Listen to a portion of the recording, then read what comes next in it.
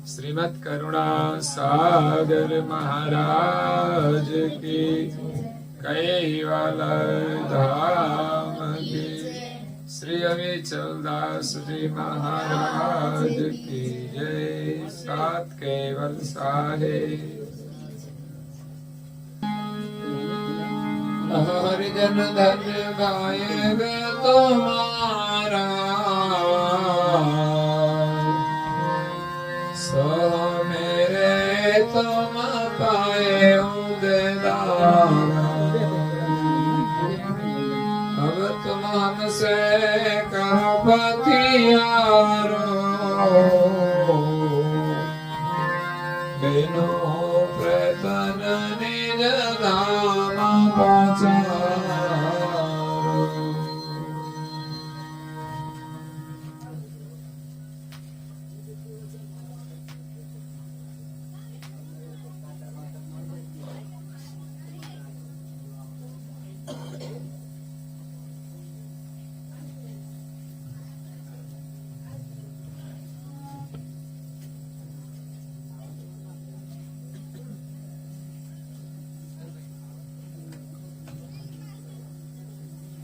भक्तजनों,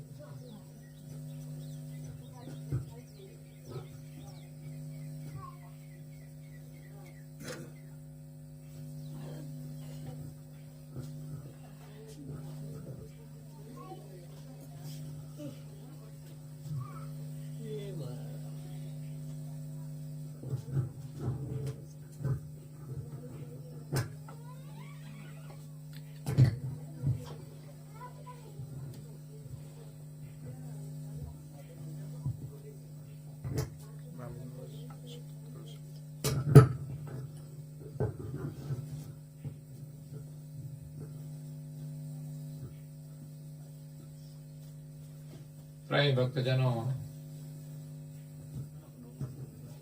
ज्ञान संप्रदायના અધ્યસ્થાપક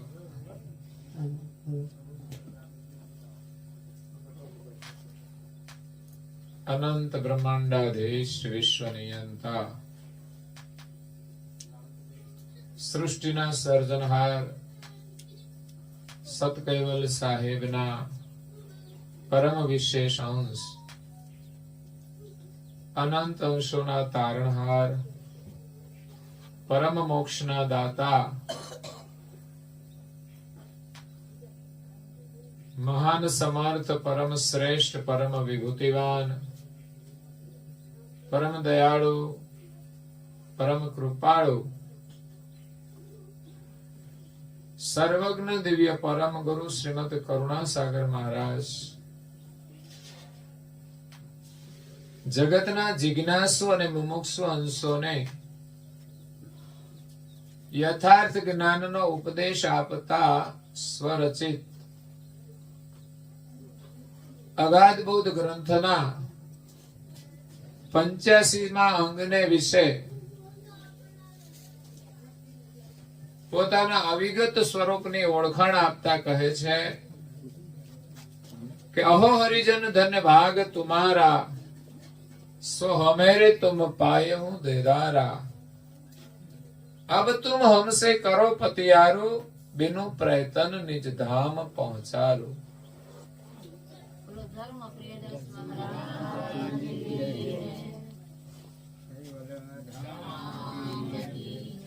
सत केवल साहेब।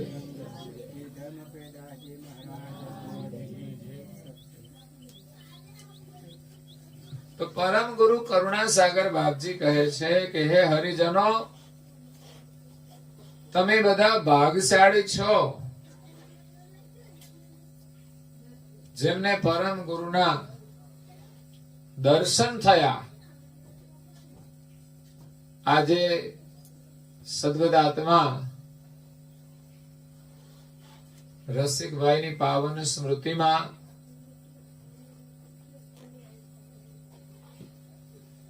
એમના દીકરાઓ અલ્પેશભાઈ, અનિલભાઈ ની હાર્દિક ભાવનાથી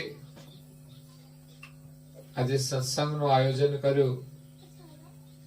તો તમને સત્સંગ પણ સાંભળવા મળશે અને અહીંયા પરમ ગુરુની પૂજા વિધિ થઈ, પ્રાર્થના થઈ, એનો તમે લાભ લીધો છે. પરમ ગુરુના તમને બધાને આશીર્વાદ છે. એક જ વાર કરેલું કાર્ય પણ તમને કલ્યાણ તરફ લઈ જશે. એટલે પરમ ગુરુ કહે છે કે તમને મારા દેદારના દર્શન થઈ ગયા, એ તમારો અહોભાગ્ય છે.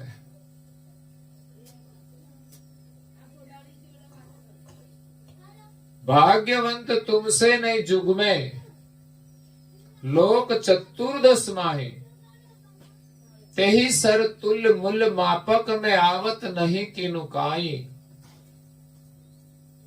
આ જગતની અંદર જે કોઈ ભક્તિ કરે ને એ બધા જ ભાગશાળી છે.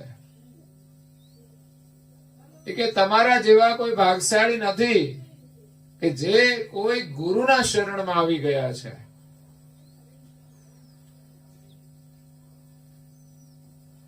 જેને સાચા ગુરુ મળી ગયા એનું જીવન ધન્ય બની ગયું છે. જો કે આ જગતની અંદર નકલી ગુરુઓ ફરતા હોય છે, કારણ કે સાચા ગુરુનો મહિમા છે એટલે નકલી પણ લાભ લેવા માટે તો આવશે. તો આપણે એને ઓળખવા પડશે. જેવી રીતે સાધુઓ તો ઘણા હોય છે, પણ રાવણના વેશમાં કોઈ આવી જાય તો ખબર ના પડે. એમ જીવનમાં ગુરુ કરવા જોઈએ, પણ સમજીને કરવા જોઈએ. લગ્ન કરવાના હોય તો કઈ ગમે તેની સાથે થોડા કરી લેવાય. થોડું જોવું તો પડે ને, પીવે છે કે નહીં. નહીં તો ઉપાધિ થઈ જાય. પછી બંગલો જોઈને કે આ તો બહુ સારું છે, ઘર જોયું પણ વર ના જોયો. કાં તો એ ઘર છોડવું પડે ને કાં તો એ ઘરમાં ને ઘરમાં પછી જીવન પૂરું કરી દેવું પડે ને કાં તો નરકની જેમ જીવવું પડે.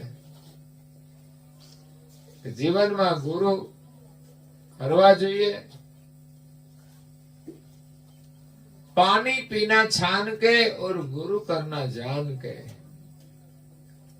એના વિશે થોડો અભ્યાસ કરવો, જાણવું, અને સત્ય લાગે તો ગુરુ દીક્ષા લેવી. પરમ ગુરુ કરુણા સાગર એ તો વિશ્વના ગુરુ છે.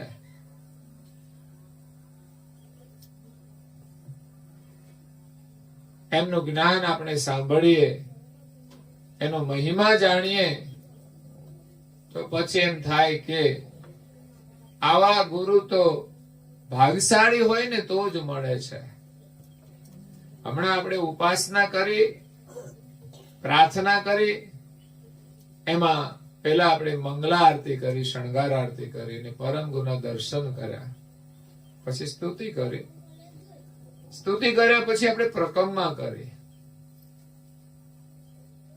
5 પ્રકમમાં કરવી જોઈએ.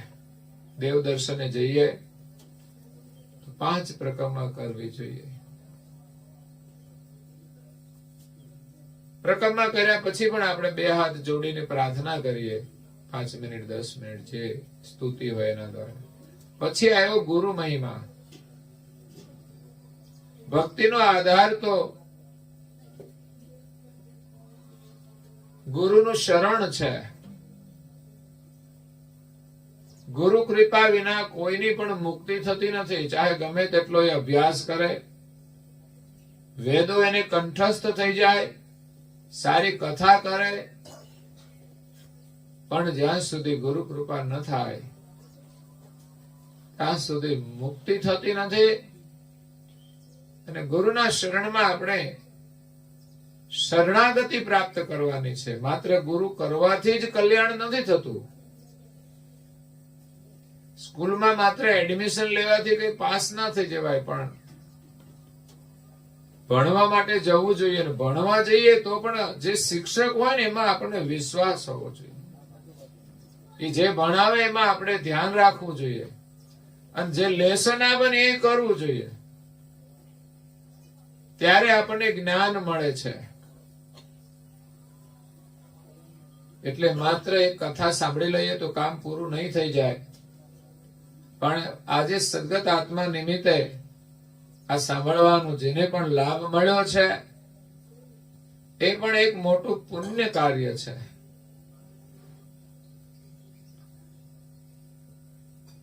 પરમ ગુરુનું શરણ મળ્યું છે એ આપણું અહોભાગ્ય છે. કારણ કે ગુરુએ માલિકની ઓળખાણ કરાવી છે. આ જગતના માલિક કોણ છે, કેટલા છે? એક જ છે. પણ આ જગતની અંદર અનેક મત છે, અલગ અલગ ભગવાન છે.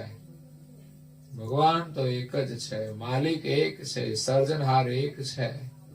જેના શુદ્ધ સંકલ્પથી આ જગતનું સર્જન થયું છે એ આપણા માલિક છે. આ શરીરને ચેતન કરવા વાળો જે અંશ છે, આત્મા એ તો પ્રાણ છે, પણ પ્રાણને ચેતન કરનાર અંશ છે એ માલિકનો અંશ છે, એ માલિકની સજાતિનો છે. તો એ આત્માને જો આપણે ઓળખીએ, અંશને આપણે ઓળખીએ, એમના જેવા જ આપણા માલિક છે. ટૂંકમાં એને મળતા આવે છે. આ અંશ તો અલ્પ છે, જ્યારે માલિક છે ને એ મહદ છે, ચૈતન છે, સર્વજ્ઞ છે. અંશ છે, અલ્પજ્ઞ છે. એટલો ફરક છે. જેમ એક સમુદ્રના પાણીનું ટીપું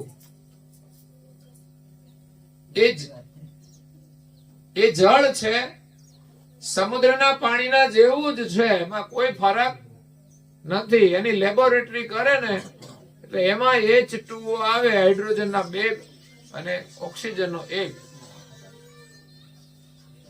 એ જ રીતે સમુદ્રમાં પણ એ જ પાણી છે. પરંતુ સમુદ્રના પાણીમાં અને બહાર જે એમાંથી એક બુંદ છે પડ્યું છે, એમાં ને એમાં ફરક શું છે? તો કે સામર્થ્યનો ફરક છે. પાણીના એક ટીપાની અંદર તો કીડી પણ ના ડૂબે, એ પણ અંદર હોય તો નીકળી જાય. હા, અને સમુદ્રની અંદર છે ને મોટા મોટા હાથી પણ ડૂબી જાય, મોટા મોટા જહાજ પણ ડૂબી જાય. એટલી તાકાત એ સમુદ્રમાં હોય છે. તો માલિક એ સમુદ્ર જેવા છે, અને આપણે બધા પાણીના ટીપા જેવા છીએ, પણ છીએ એમના જેવા જ. એટલે માલિકને ઓળખવા હોય તો આ શરીરમાં રહેલું આપણું આત્માનું જે સ્વરૂપ છે ને એને ઓળખવું પડે. અરીસામ જોવો તો દેખાય? હે, શરીરમાં રહેલો આત્મા દેખાય? તો શું દેખાય? શરીર દેખાય છે. પણ એક દિવસ તો આ શરીરને છોડીને ચાલ્યો જાય છે ને, પછી આ શરીર ચાલે છે એ કોણ જતું રહ્યું? હે, આત્મા જતો રહ્યો છે. એ કોઈ ભાઈ નથી ને કોઈ બેન પણ નથી. હો, તમે કેવું ફલાણા બેન જતા રહે એમ ના કહેતા. એમનો આત્મા જતો રહ્યો. એનું તો આ શરીર પડ્યું છે, નામ તો શરીરનું હતું, પણ અંદર રહેલ જે આત્મા જેને કહેવાય, પણ કરુણા સાગર એને અંશ કહે છે. કારણ કે માલિકના આપણે અંશ છીએ. અંશ એટલે થોડો ભાગ. એમના પુત્ર છીએ, આપણા પિતા છે. તો એને આપણે ઓળખવાનું છે. ભક્તિ તો કરીએ છીએ, પણ આત્માની ઓળખાણ નહીં થાય ત્યાં સુધી આપણા દુઃખનો અંત આવશે નહીં. આ સંસારની અંદર આપણે કેટલા યુગોથી ભટકીએ છીએ, અને મનુષ્ય જીવન મળ્યું છે એમાંય લોકો ભટકે છે. હે, પાનની દુકાને જઈને બે શું કરવાનું છે ત્યાં?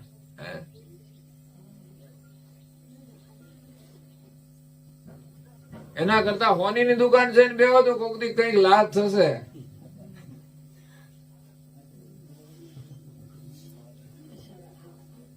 એટલે સંસારમાં લોકો ભટકે છે. સુખી થવા માટે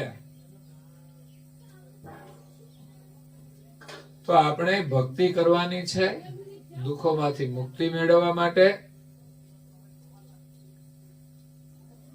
એના માટે ભજન કરવાનું છે, એના માટે થોડું જ્ઞાન હોવું જોઈએ. તો જ્ઞાન મેળવવા માટે ગુરુ કરવા જોઈએ. જે ગુરુ આપણને જ્ઞાન આપે અને માયામાંથી છોડાવે ને એ ગુરુ સાચા. જે ગુરુ માયામાં જોડાયેલા હોય કે ફસાયેલા હોય એ ગુરુ આપણને તારી શકવાના, માયામાંથી છોડાવી શકવાના નથી. માત્ર વાતો કરે એટલે ગુરુ ના કહેવાય,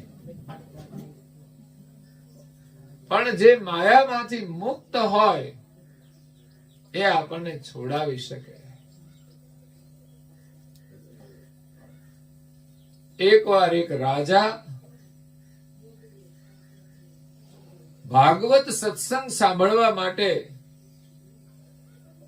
એને આયોજન કર્યું કે મારે ભાગવત કથાનું આયોજન કરવું છે. કેમ?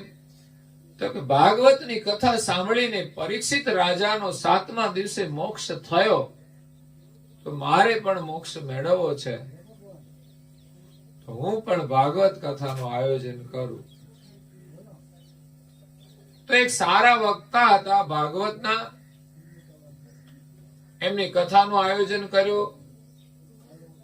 નગરની અંદર બધે જાહેરાત કરી દીધી,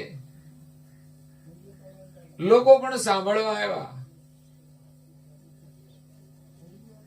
તો રાજા પણ કથા સાંભળે છે.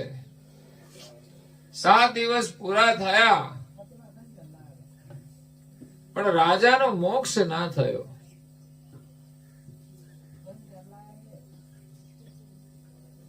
રાજાએ બહુ ધ્યાનથી કથા સાંભળી પણ રાજાનો મોક્ષ ના થયો.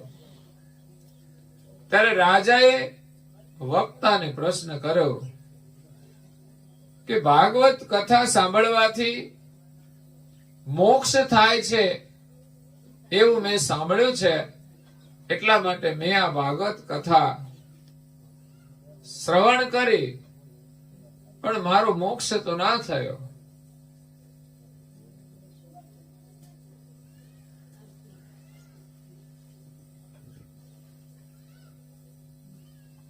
એટલે રાજાએ મનમાં પ્રશ્ન હતો. એક દિવસ એક મહાત્મા એમના ત્યાં આવ્યા. તો મહાત્માને પૂછ્યું કે મહાત્મા, ભાગવત સત્સંગથી મુક્તિ થાય છે? મહાત્માએ કહ્યું કે વાત સાચી છે. રાજાએ કહ્યું કે મેં ભાગવત કથા 7 દિવસ સાંભળી પણ મારો મોક્ષ ના થયો. બસ મારે મુક્તિ જોઈએ છે. મને વિશ્વાસ છે કે ભાગવત કથા સાંભળવાથી મોક્ષ થાય છે, અને એકવાર સાંભળે ને તો પણ થઈ જાય 7મા દિવસે. પણ મારો ના થયો, એટલે મને પ્રશ્ન થયો છે, એનું સમાધાન કરી આપો. મહાત્માએ કહ્યું કે તમે જેની પાસેથી કથા સાંભળી છે ને એને તમે બોલાવો. તો રાજા સાથે એનો તો સારો પરિચય હતો. જેવો સંદેશો આપ્યો તરત જ એ વક્તા તો આવી ગયા. એને એમ કે કંઈક દક્ષિણા મળશે. રાજા પાસે જાય તો હું લાભ જ મળે ને. તો આવ્યા એટલે મહાત્મા બેઠા હતા, એના પણ એમણે દર્શન કર્યા. નહીં તો ઘણા હોય ને લાકડા જેવા ઉભા જ રહે, એ વળે નહીં જરાય. આપણે કઈ માથું નમાવીને પગે લાગો પણ વળે જ નહીં. લાકડા ના વળે, પછી એને લાકડા સાપ કહેવાય. ઘણી વખત કોઈને કહીએ ને તમે આ કરો કામ, ના કરે ને એટલે આપણે કે આ લાકડા સાપ છે, હજડ જડ જેવા કહેવાય. આવા જોડે લગ્ન થઈ જાય તો ઉપાધિ. સમજાવ્યા સમજે નહીં જનાવરની જાત. આખો ભગત કહે એ નહીં અમારી નાત. એ માણસની જાત ના કહેવાય. માણસ હોય ને એને એક વાર કયો કે મસાલા છોડી દો, એક વારમાં ના સમજે તો બીજી વાર કહો, અને ત્રીજી વાર કહેવામાં ના સમજે ને તો સમજી લેવાનું. પછી આમાં આપણી નાયતમાં નથી લાગતા. માણસ હોય ને એને એક વાર કહેવાય કે આ તમે છોડી દો, બળદિયાને 2 વાર કહેવાય, અને ડોબાને 10 વાર કહેવાય, પણ તોય એ ના છોડે.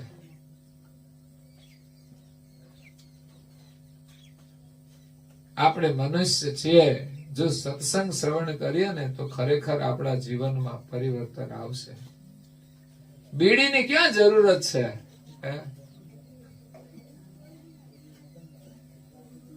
હવે ગયા પછી પણ લોકોની આસ્થા છે કે બીડી એને પાછળ મૂકીએ નહીં તો દાદાને તકલીફ થશે. આ કર્મકાંડ છે ભાઈ.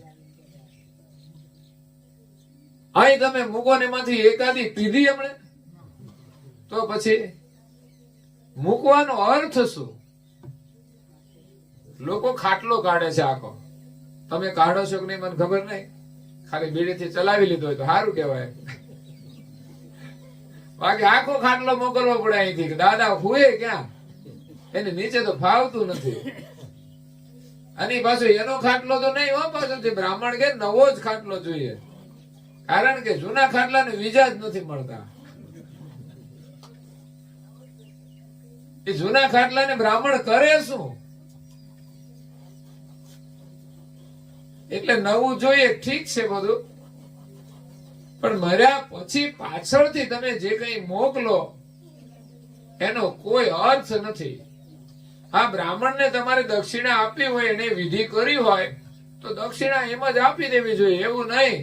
પણ આ તો કહે છે તમે આ બધું નહીં કરો ને તો દાદાને તકલીફ થશે. વચ્ચે એક વૈતરણી નદી આવે છે, એને પાર કરવી હોય તો તમારે ગાય આપવી પડે. પછી જેવા યજમાન, હારા યજમાન હોય તો કે ચાંદીની આપજો, ને એનાથી હારા હોય કે સોનાની આપજો. મતલબ શું છે કે એ આપણને મળવાની છે, દાદાને કઈ વૈતરણી તરવાની નથી. એ થોડા દિવસમાં એ તો વકરો કરી લે, એમાં વૈતરણી કેમ તરશે? અને હવે તો ફોન થઈ ગયા ને, દાદાને કહેવાનું દાદા ફોન કરજો. અને દાદા જો ફોનમાં વાત કરતા હોય ને તો પાછળથી એક ફોન મોકલાવવો જોઈએ. તો મૂક્યો ફોન, આજે મારે લઈ જવાનું છે, તમે શું શું મૂકવાના છો? દાદાને જીવનમાં જે જોઈતું હોય ને બધું મૂકવું પડે. એમ કે છે ખાટલો જોઈએ, ગાદલું નવું જોઈએ, ચાદર નવી જોઈએ, ઓશીકું નવું જોઈએ, પછી એના જૂતિયા નવા જોઈએ. હું તો એમ કહું જૂના મોકલવા જોઈએ, નવા તો વળી પગમાં પાછા સેટ થાય ના થાય, એ હાલવામાં કઠે, એના કરતા જૂના મોકલી દેવાય. બ્રાહ્મણ ને કે અમારે તો આ જ આપવા છે, બોલો. એ દાદા એમના છે ને લઈ જ લેશે, પણ ના બધું નવું મોકલો. માપ હોય કે ના હોય, ના પગમાં આવે તો દાનમાં આપી દેશે, મોટા પડશે તો પછી ચાલી જશે. તો પાછળથી લોકો ચા પીતા હોય તો ચા ખાંડે મૂકે.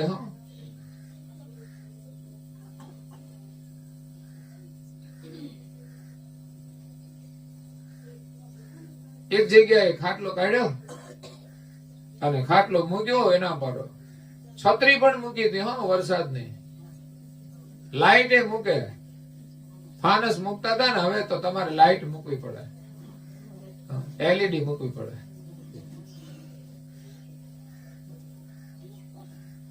વાયર ને બધું મૂકજો હો પાછું, નહીં તો એકલો બલ્બ મૂકશો ને તો શું કરશે? ત્યાં પાવર છે કે નહીં ખબર નહીં, લાઈટ જાય તો પછી કઈક બીજી વ્યવસ્થા કરજો. એટલે બધું મૂક્યું ને આમ ઢગલો કર્યો, ખાટલા ઉપર જ બધું મૂક્યું, ઢગલો કર્યો. અને પૂછ્યું બ્રાહ્મણજી શું શું મૂકવાનું? દાદાને જે કઈ વાલું હોય ને, જે કઈ ગમતું હોય ને બધું મૂકો તમે. તો એમણે તો ઘરમાં એક છોકરો હતો ને, લાવીને અહીં માથે બેસાડ્યો. આ છોકરો કેમ અહીંયા મૂક્યો હતો? દાદાને બહુ વાલો હતો. બ્રાહ્મણ કે મારે ઘરે 3 છે, આ નહીં, આ ઉપાધિ પાછી ચોથાની ને. એક પ્રસંગ આખો વધી જાય, એકનો ખર્ચો આખો વધી જાય, એ નહીં. હવે હું કોઈ શરાબ પીતું હોય તો શરાબ મુકાય? વ્યસન છે એને તો છોડવાનું છે. હવે શરીર છોડ્યું, હવે તો છોડો. પાછળથી મૂકવાની જે અંધશ્રદ્ધા છે એને તો કમસે કમ છોડીએ. દાદાની પાછળ જેટલું ભગવત સ્મરણ થાય ને એટલું ઉત્તમ કાર્ય કહેવાય. દાદા ગયા છે એને પાછળથી કઈ મોકલવાથી મળતું નથી, પણ જીવતા હોય ને ત્યારે આપણે એની સારી વ્યવસ્થા કરી હોય ને તો પછી પાછળથી મોકલવાની ચિંતા ના જ કરતા. મનમાં કોઈ વેમ ના રાખતા કે આપણે આ કશું મોકલ્યું નથી એટલે આપણા ઘરમાં સમસ્યા આવશે. સમસ્યા તો ધનવાનના ઘરમાં આવે જ છે, એવું નથી. એ લાખો રૂપિયા આપી દે ને તોય એને સમસ્યા તો આવે છે. જીવન છે, સુખ અને દુઃખ તો આવ્યા કરે, એની સાથે એનો કોઈ સંબંધ નથી. આ દુઃખતા જીવતા જો દુઃખી કર્યા હોય ને તો સમસ્યા આવે. પછી તમે પાછળથી ગમે તેટલું સારું કરો ને તો એ કર્મ તમને છોડે નહીં. કોઈને પણ, આપણે તો ઘરમાં સભ્ય હોય કે કોઈને પણ આપણે પરેશાન કરાય એનું ફળ આપણે ભોગવવું પડે છે. લોકો તો છે ને મૃત્યુ થયા પછી એના અસ્થિ એને લોકો ફૂલ કે છે. શું કે? ફૂલ. ફૂલ ને અસ્થિ માં કઈ ફરક ખરો? ફૂલ તો આ ઝાડવા ઉપર હોય એને ફૂલ કહેવાય, પણ આને નામ આપ્યું છે ફૂલ. તો કે આ ફૂલ ને કહે છે તમે ગંગાજીમાં પધરાવો, નર્મદામાં પધરાવો તો એનો મોક્ષ થાય. હવે અસ્થિ પધરાવાથી થોડો મોક્ષ થાય? ખોટા ધક્કા ત્યાં ખાવાના ને. ત્યાં પડી પાછું પંડિતો હોય ને કે અહીંયા પૂજા કરો, તમારા દાદાની વિધિ કરો, લાવો કે છે.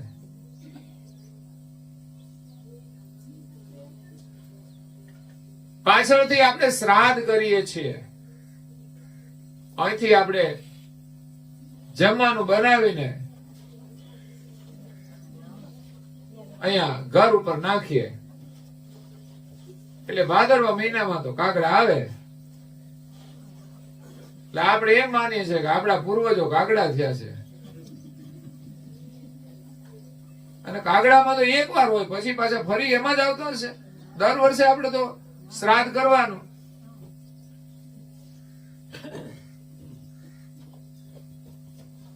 શ્રાદ્ધ નો હેતુ એ છે કે તમે કોઈ ભૂખ્યાને ભોજન કરાવો, એનું પુણ્ય તમને મળે. બાકી તમારા દાદાને તમે અહીંયાથી નહીં ખવડાવી શકો, અને એને જરૂર નથી. એમણે તો બીજું શરીર ધારણ કરી લીધું છે, ત્યાં એની જે સગવડ હશે મળે છે.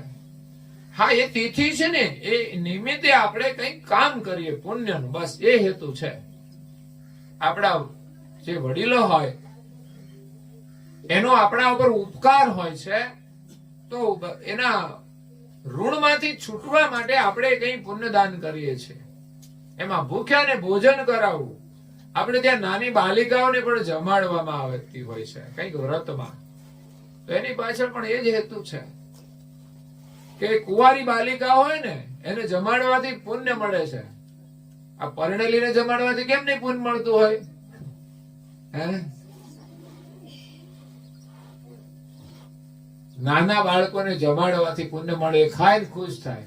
અને મોટા છે ને ખાઈને પાછા મોઢા બગાડે, આવું છે તેવું છે, એ તો કઈ પાછું બોલે. એટલે મના કરી લગ્ન પછી નહીં જમાડવાના, એ એની જાતે ખાઈ લે. લગ્ન પછી તો એના ઘરવાળા એને ખવડાવે, સારું હોય તો, નહીં તો માર તો ખવડાવે. આમાં હું ખવડાવે કશું કહેવાય નહીં. અમે તો જોઈએ છે ઘણા તો માર ખવડાવે.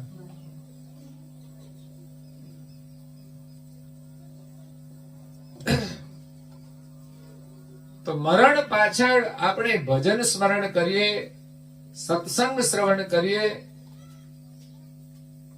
એક પરમાર્થનું કાર્ય છે, કલ્યાણનું કાર્ય છે, જેનાથી સદગત આત્માને પણ શાંતિ મળશે અને આપણને પરમ ગુરુ કરુણાસાગર બાપજીના આશીર્વાદ મળશે અને તમારા જે પૂર્વજ હોય, જે સદગત આત્મા છે, એના પણ તમને આશીર્વાદ મળે કે મારા દીકરાએ મારા પાછળ પરમાર્થનું કાર્ય કર્યું છે, આત્મકલ્યાણનું કાર્ય કર્યું છે. એમ રાજાએ 7 દિવસ કથા સાંભળી, એનો મોક્ષ ના થયો તો મહાત્માએ એ વક્તાને બોલાવ્યા. વક્તા આવી ગયા.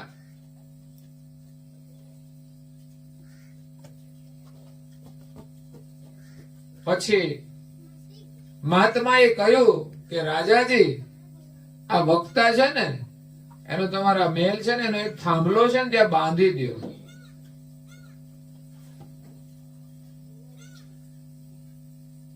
અને કહ્યું કે થોડી વાર માટે છે ને, તમે પણ મારા આદેશનું પાલન કરજો.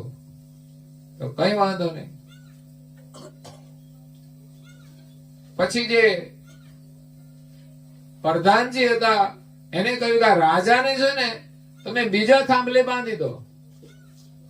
એક થાંભલે પંડિતને બાંધ્યા, બીજા થાંભલે રાજાને બાંધ્યા.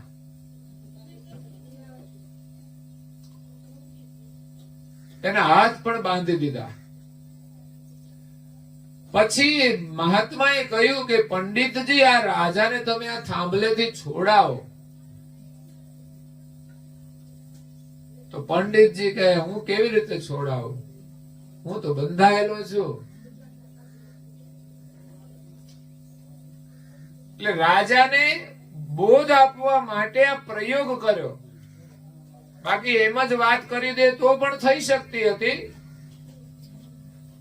પણ પ્રેક્ટિકલ રાજાને સમજાય જાય કે ભાઈ કેમ 7 દિવસ કથા શ્રવણ કરવાથી મારી મુક્તિ ના થઈ. તો કથા શ્રવણ કરાવનાર જે છે, એનું જે જ્ઞાન છે, એ સ્વયં એને ના છોડાવે તો પછી આપણને કેવી રીતે છોડાવે? એટલે ગુરુ જ આપણને છોડાવે છે. પરીક્ષિત રાજાએ સુખદેવ મુનિ પાસે કથા સાંભળી હતી અને સુખદેવજી મહારાજ એક વિરક્ત પુરુષ હતા, જેમણે સંસારની મોહ માયાનો સંપૂર્ણ ત્યાગ કર્યો હતો.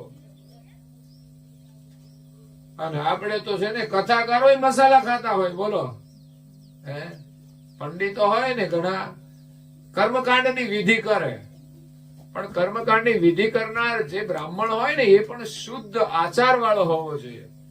ગમે તેને લાવીને તમે કરાઈ નાખો તો કોઈ મહત્વ નથી રહેતું. એને બધા આચાર વિચારના નિયમોનું પાલન કરવું પડે, ત્યારે એની વિધિ સંપન્ન થાય. આ તો મોઢામાં તમાકુ નાખીને આવ્યા હોય, તમને ખબર ના હોય. આ તો મસાલો ખાતા હોય તો મસાલો ખાતા ખાતા અહીંયા વિધિ કરે. અને કોઈ યજમાન હોય ને, એને જો વ્યસન સારું હોય તો એ વિધિ કરી નાખે બધું ખાતા ખાતા. એટલે બે હરખા ભેગા થઈ ગયા, એમાં કોનો મોક્ષ થાય? બોલો.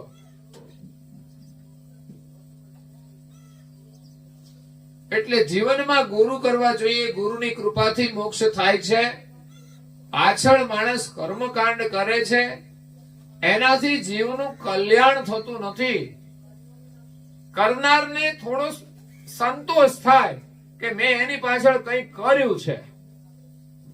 નહીં તો બધા લોકો કરતા હોય ને આપણે ના કરીએ ને, એટલે લોકો એક તો વાતો કરે, અને બીજા નંબરમાં આપણા જીવનમાં કઈ દુઃખ આવે ને એટલે લોકો એમ જ કે તમે આ કશું કર્યું નથી ને એટલે આ થયું.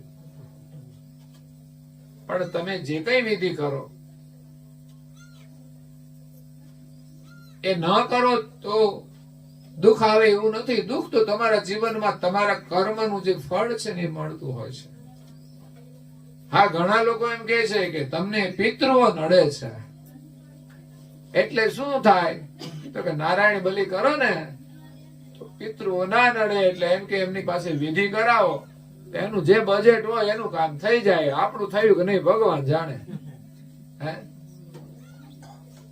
પહેલા નંબરમાં તો આપણા પિતૃ આપણને નડે ખરા? હા નડે, ના નડે એવું નથી. એને જો આપણે નડ્યા હોઈએ, આપણે એને દુખી કર્યા હોય, તો પાછળ તમારે જેટલા બલી કરવા એટલા બલી કરો તો એ નડવાનું જ છે.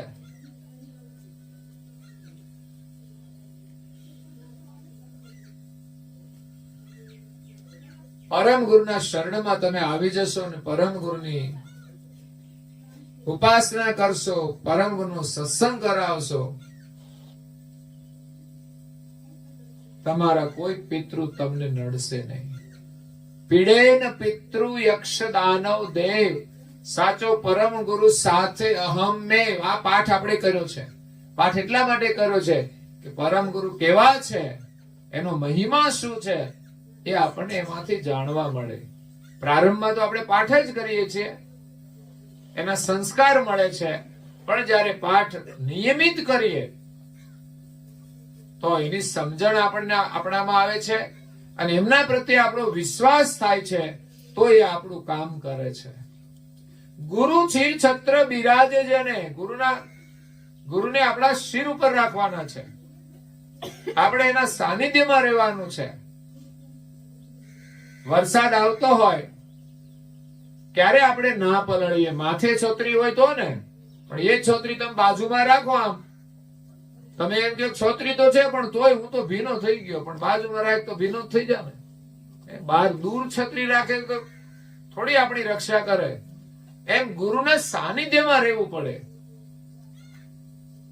ગુરુ છીર છત્ર બિરાજે, એ તો આપણા ઉપર છત્ર રૂપે બિરાજે. જેમ રાજા મહારાજા ઉપર છત્ર હોય ને, એ છાયા છે રાજાની. ધર્મરૂપી છત્રના નીચે એને બેસવાનું હોય છે. છત્ર માત્ર દેખાવ માટે નથી હોતું, પણ છત્ર એક છાયા રૂપે હોય છે કે તાપ ના લાગે.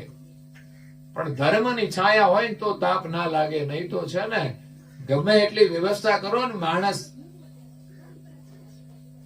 તો એ અંદર દુખી જ હોય છે. કોઈ ને કોઈ પ્રકારના તાપથી માણસ તપતો જ હોય છે.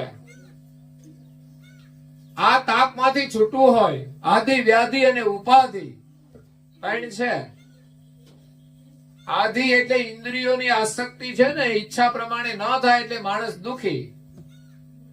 વ્યાધિ એટલે શરીરમાં રોગ થાય એટલે માણસ દુખી. અને ઉપાધિ એટલે લગ્ન કર્યા પછી થાય બધી. થાય કે નહીં? માતા પિતાના સાનિધ્યમાં હોય ત્યાં સુધી કઈ ઉપાધિ હોય છે કઈ? કે ખાવાનું મળશે કે નહીં, કમાવાની કોઈ ઉપાધિ જ નહીં. જુઓ, પણ લગ્ન કર્યા એટલે તમારે ઉપાધિ શરૂ થઈ. ભાઈ ને બેન ની ઉપાધિ થાય કે હરખી રીતે રહે કે નહીં, ખવડાવશે કે નહીં. તને હારું ખવડાવશે તોય તું તો કચરો જ ખાવાનો છો ને. એ સમજવું જોઈએ. ઘરમાં પત્ની આવે, એ ધામધૂમથી લાવે, કેટલી ખુશી હોય, તોય તમે મસાલા ના છોડો.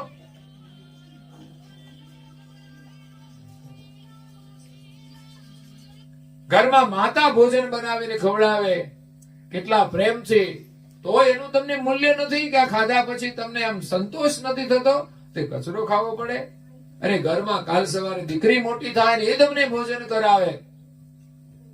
જો ખરેખર પરિવારના સભ્યોમાં લાગણી સાચી હોય ને, અને એના હાથનું તમે ભોજન કરો ને, તો એનાથી તમને એટલી તૃપ્તિ થાય કે ખાધા પછી કચરો ના ખાવો પડે. પણ આ તો ખાવાનું કોઈ મૂલ્ય જ નથી, એટલે કચરો ખાઈને આનંદ કરે છે, જીવન બરબાદ કરે છે.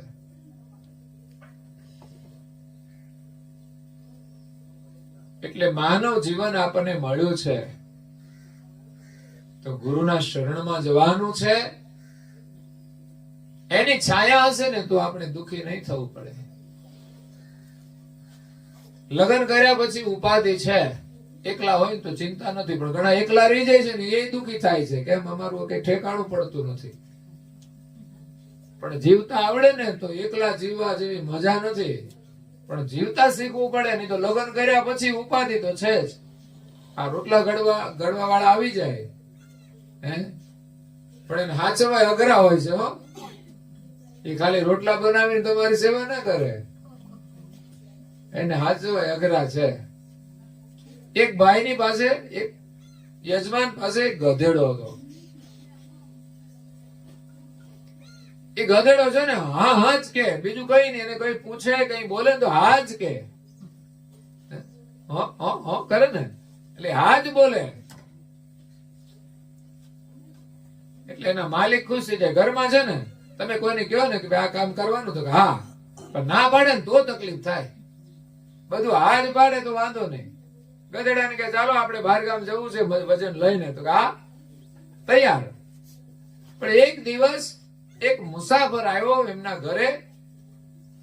એમણે આશ્ચર્ય થયો શેઠની વાત સાંભળીને કે મારો ગધેડો તો હા જ બોલે.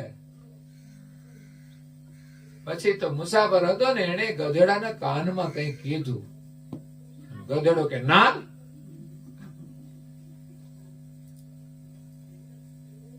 એટલે એમના યજમાનને એમ થયું કે તમે ગધેડાના કાનમાં શું કહ્યું કે આજે ના બોલ્યો? તો મેં ગધેડાને કહ્યું તાર લગ્ન કરવા છે. તો ગધેડો કે ના. ગધેડો કે મારે ઉપાધિમાં પડવું નથી. એટલે ઉપાધિ તો છે, પણ સમજીને લોકો કરે ને તો જીવનમાં સુખ પણ છે. ગ્રહસ્થાશ્રમ 4 આશ્રમોની અંદર શ્રેષ્ઠ છે. સાધુનો જે આશ્રમ છે ને એનાથી પણ ગ્રહસ્થનો આશ્રમ શ્રેષ્ઠ છે. પણ જીવતા આવડે તો, ધર્મના નિયમ અનુસાર જીવન જીવે તો એ ગ્રહસ્થાશ્રમમાં જ સંતોના જન્મ થતા હોય છે. કોઈ અવતારી પુરુષ પણ એના ઘરે જન્મ લે છે. એવો ઉત્તમ ગ્રહસ્થાશ્રમ છે. એ તો યશોદા અને દેવકીના જન્મ ના આપ્યો છતાં પણ એમને મોટા કરવાનો અવસર મળ્યો.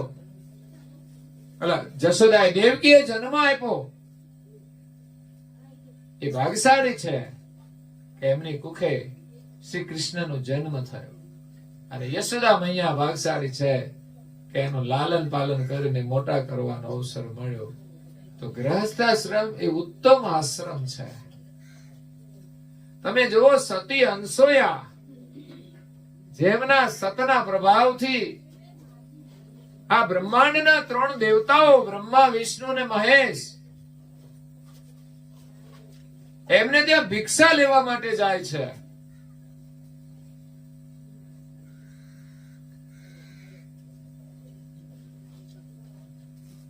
બ્રાહ્મણનું રૂપ લઈને.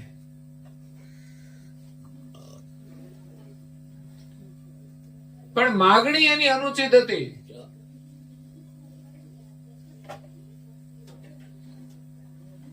કે તમે અમને ભિક્ષા આપશો? તો કે આપીશ.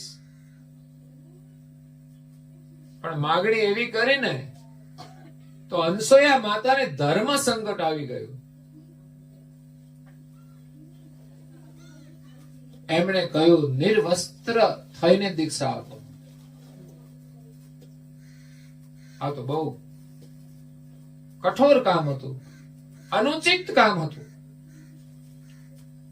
પણ છતાંય અનસૂયા માતા એને વિચારે છે કે આ કોઈ સામાન્ય નહીં હોય, આવા પ્રકારની ભિક્ષા માંગવા વાળા.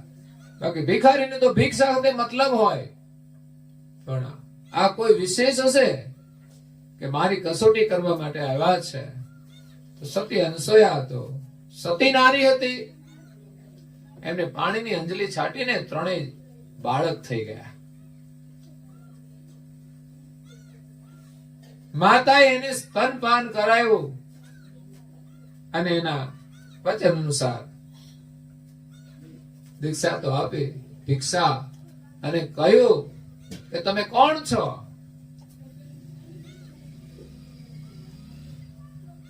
એને ખબર પડી. નાના બાળક થઈ ગયા. પછી તો એમની જે પત્નીઓ હતી ને, બ્રહ્માના પત્ની કોણ હતા ખબર છે? બ્રહ્માના પત્નીનું નામ શું હતું? હે? ખબર નહીં. બ્રહ્માણી હતો સાવિત્રી. વિષ્ણુના પત્નીનું નામ એ તો ખબર છે. ખબર છે વિષ્ણુના ધર્મપત્નીનું નામ શું હતું? લક્ષ્મીજી. બોલવાનું. અને શિવજીના પત્નીનું નામ પાર્વતી. ઉમા પણ કહે છે.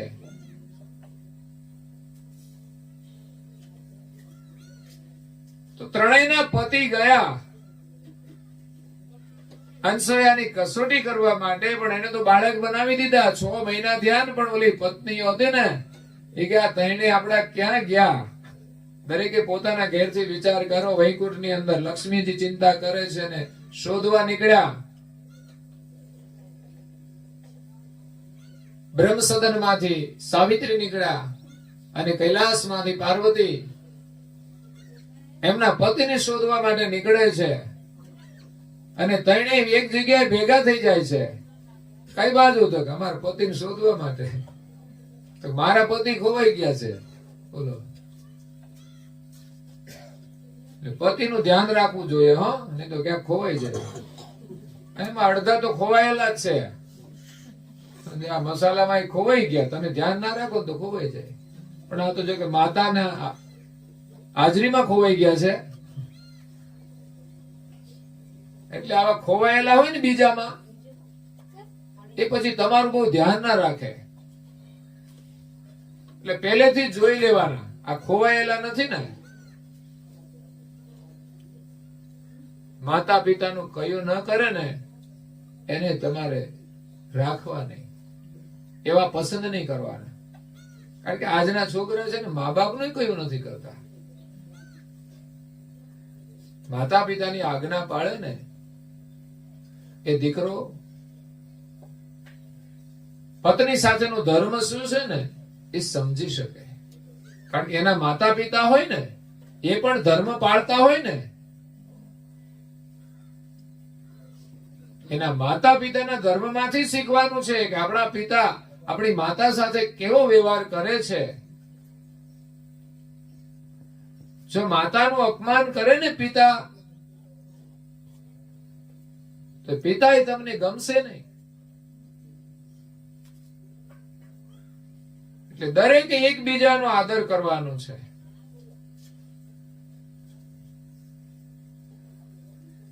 એને નારદ મુનિ મળી ગયા. એમણે કહ્યું કે ભાઈ તમારા છોકરાઓ તો છે ને માતા અનસૂયાની પાસે છે. કે નાના 6 મહિનાના બાળક બનાવી દીધા છે. ગયા ત્રણે બહેનો. અમારા પતિને અમને પાછા આપો કે જો આ રહ્યા ત્રણે શોધી લઈને લઈ જાવ કે છે, ઉપાડો. પણ આ 6 મહિનાના બાળક થઈ ગયા કેમ ઓળખવા? હે, અત્યારે જે તમારા ઘરવાળા છે 6 મહિના થઈ જાય તમે ઓળખી શકો? બધા ભેગા કરી દીધા હોય તો આપણે તો ઓળખીએ એના ચહેરા ઉપરથી. મોટા થઈ જાય ને પછી એના લક્ષણો ઉપરથી ઓળખાય કે આ અમારા જ છે. એ બોલાવે ને એમને તો ખબર પડે કે આ કોણ છે. હરખા હોય ને લાગતા હોય ને તોય એ બોલે ને એટલે ખબર પડે કે આપણા છે. એના લહેકા ઉપરથી ખબર પડી જાય. તો ગૃહસ્થાશ્રમ ઉત્તમ છે. બ્રહ્માંડના દેવતાઓને પણ બાળક બનાવવાનું સામર્થ સતી અનસૂયામાં હતું. એમના પતિ હતા અત્રિ ઋષિ. એના જીવન આપણે સાંભળવા જોઈએ. આજની પેઢીને તો આ કોઈ ઇતિહાસની ખબર જ નથી હોતી કે અનસૂયા કોણ છે, અત્રિ મુનિ કોણ છે.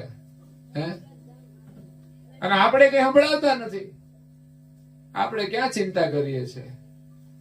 આ બધા સત્સંગ રાખવા પાછળના હેતુ જે છે કે એના માધ્યમથી આપણને એના ઇતિહાસની ખબર પડે, તો જીવન જીવવાની ખબર પડે કે ગૃહસ્થાશ્રમની અંદર કેવી રીતે જીવવું જોઈએ.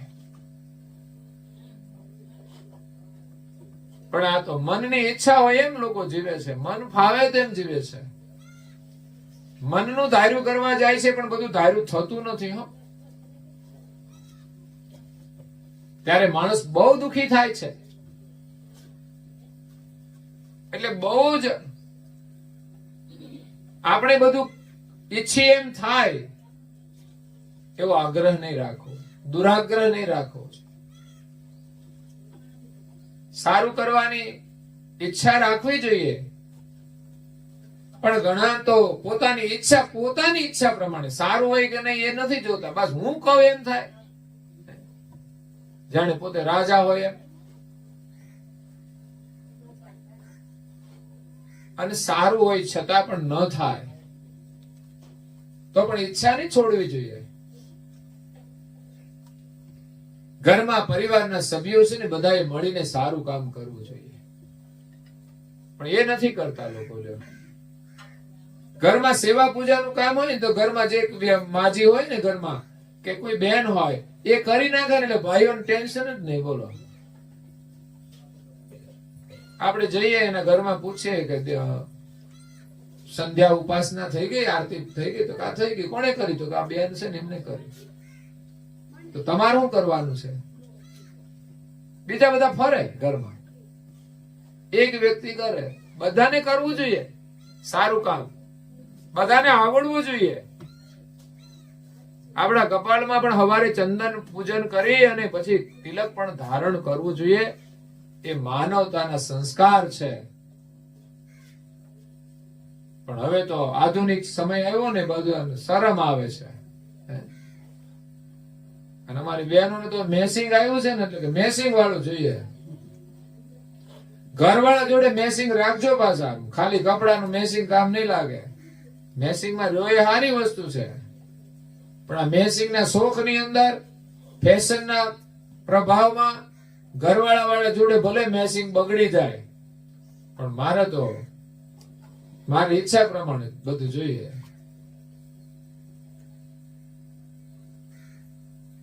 એટલે જીવન જીવતા શીખવાનું છે. બધા સાથે મળીને જો સારું કાર્ય કરશે ને તો એક આદર્શ પરિવારનું નિર્માણ થશે. એક વ્યક્તિ જો સારું કામ કરે તો એક આદર્શ વ્યક્તિ બને છે. તો પહેલા તો આપણે પોતાએ આદર્શ જીવન જીવવા માટે પ્રયાસ કરવો જોઈએ. અને આગળ અનેક મહાપુરુષો થયા છે. કોઈ પણ સારા મહાપુરુષના જીવનમાંથી આદર્શ લઈને, પ્રેરણા લઈને આપણે સારું જીવન જીવવું જોઈએ.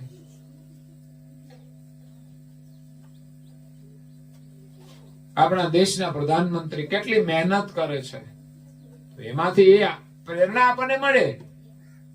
આપણે 9 વાગ્યા સુધી ઊંઘી, આપણે શું ચિંતા છે? પ્રધાનમંત્રીને કહેવાનું ગરીબી દૂર કરી દો, 2000 ખાતામાં નાખીને 2000 મોકલાઈ દો એટલે અમારે મસાલાનું બિલ ભરાઈ જાય. ખરેખર આ યોજનાઓ બધી બંધ કરવા જેવી છે. હા, અને સરકાર તમને મદદ કરે તો તમારે વિચારવું જોઈએ કે આપણે પણ ખોટો ખર્ચ ઓછો કરવો જોઈએ કે નહીં. એના પૈસા આવે ને આપણે થોડા બચાવીએ તો ભેગા થઈને બધું કામ થાય કે નહીં? આપણું પ્લાસ્ટર થઈ જાય ઘરમાં, મકાનમાં, પણ આપણે ઘરનું કામ બાકી હોય તો મસાલો ના છોડીએ. દર મહિને રોકડા આપવાના પાછા. હું તમને એમ કહું રોજ તમે 5 પડીકી ખાઈ જાઓ એટલે 25 રૂપિયાની ખાઈ જાઓ. હું એમ કહું તો 25 રૂપિયા રોજ મને મોકલાવજો તો તમે નહીં મોકલો. હું તો બગાડીશ નહીં, પણ તમારા તો તમે નહીં મોકલો. હું તો એમ કહું છું મને ના મોકલો તો કઈ નહીં, તમારા બેંકની ખાતાની અંદર રોજ 25 રૂપિયા નાખવાનો નિયમ બનાવો. તમને એમ થાય કે ના હોય તો શું કરવું? તો મસાલામાં તમે વાપરતા હોય પડીકીઓમાં, ના હોય તો બંધ કરી દેશો પડીકી ખાવાનું. ના, ગમે ત્યાંથી લાવીને. મેં યુવાનને કાલે કહ્યું, મેં કીધું આ પડીકીઓ તો ખાય છે, 5 પડીકી ખાય છે, 25 રૂપિયા જોઈએ તો પૈસા ક્યાંથી લાવે? તો કમાતો નથી. તો મેં કીધું પડીકી બંધ કરી દેવી જોઈએ ને. પડીકી બંધ ના થાય તો પૈસા ક્યાંથી લાવવાનું? તો એ તો મળી જાય મિત્રો પાસેથી ને. બોલો, આપણે એ વ્યવસ્થા કરીએ છીએ પણ છોડવાનો પ્રયાસ નથી કરતા કે આ કચરો કઈ જરૂરી નથી. બેચેની તો થોડા દિવસ રહેશે. એવી બેચેની તો તમે બીમાર પડી જાઓ, હોસ્પિટલમાં દાખલ કર્યા હોય તો ઓછી બેચેની થાય છે. તો સહન કરતા તો શીખવું જોઈએ. આપણે તો કચરો છોડવો નથી અને બેચેની પણ સહન કરવી નથી. એ તો કેમ બનશે? તમે ખોટો ખર્ચ કરશો તો જીવનમાં સમસ્યા આવશે જ, તો એ સહન કરવી જ પડશે. અને એક દિવસ બીમારીઓ આવશે, સામે ચાલીને આવશે, તમે નહીં બોલાવો ને તોય આવશે. કારણ કે એને આપણે આમંત્રણ આપીએ છીએ. જ્યારથી ખાવાની શરૂઆત કરીને ત્યારથી આમંત્રણ છે બેચેનીનું. પછી તો જેટલી બેચેની વધતી જાય ને એટલું સેવન વધતું જાય. શરૂઆત તો થોડાથી કરી હોય, પણ ઘણા તો 8-10. મેં છોકરાને પૂછ્યું, મેં કેટલી ખાઈ જશો? 2-3 થાય. મેં કહ્યું તમારો રેકોર્ડ કેટલા સુધીનો છે? કઈ બનાવ્યો છે રેકોર્ડ? ઘણા તો રેકોર્ડ બનાવ્યો હોય, વધુમાં વધુ. એટલે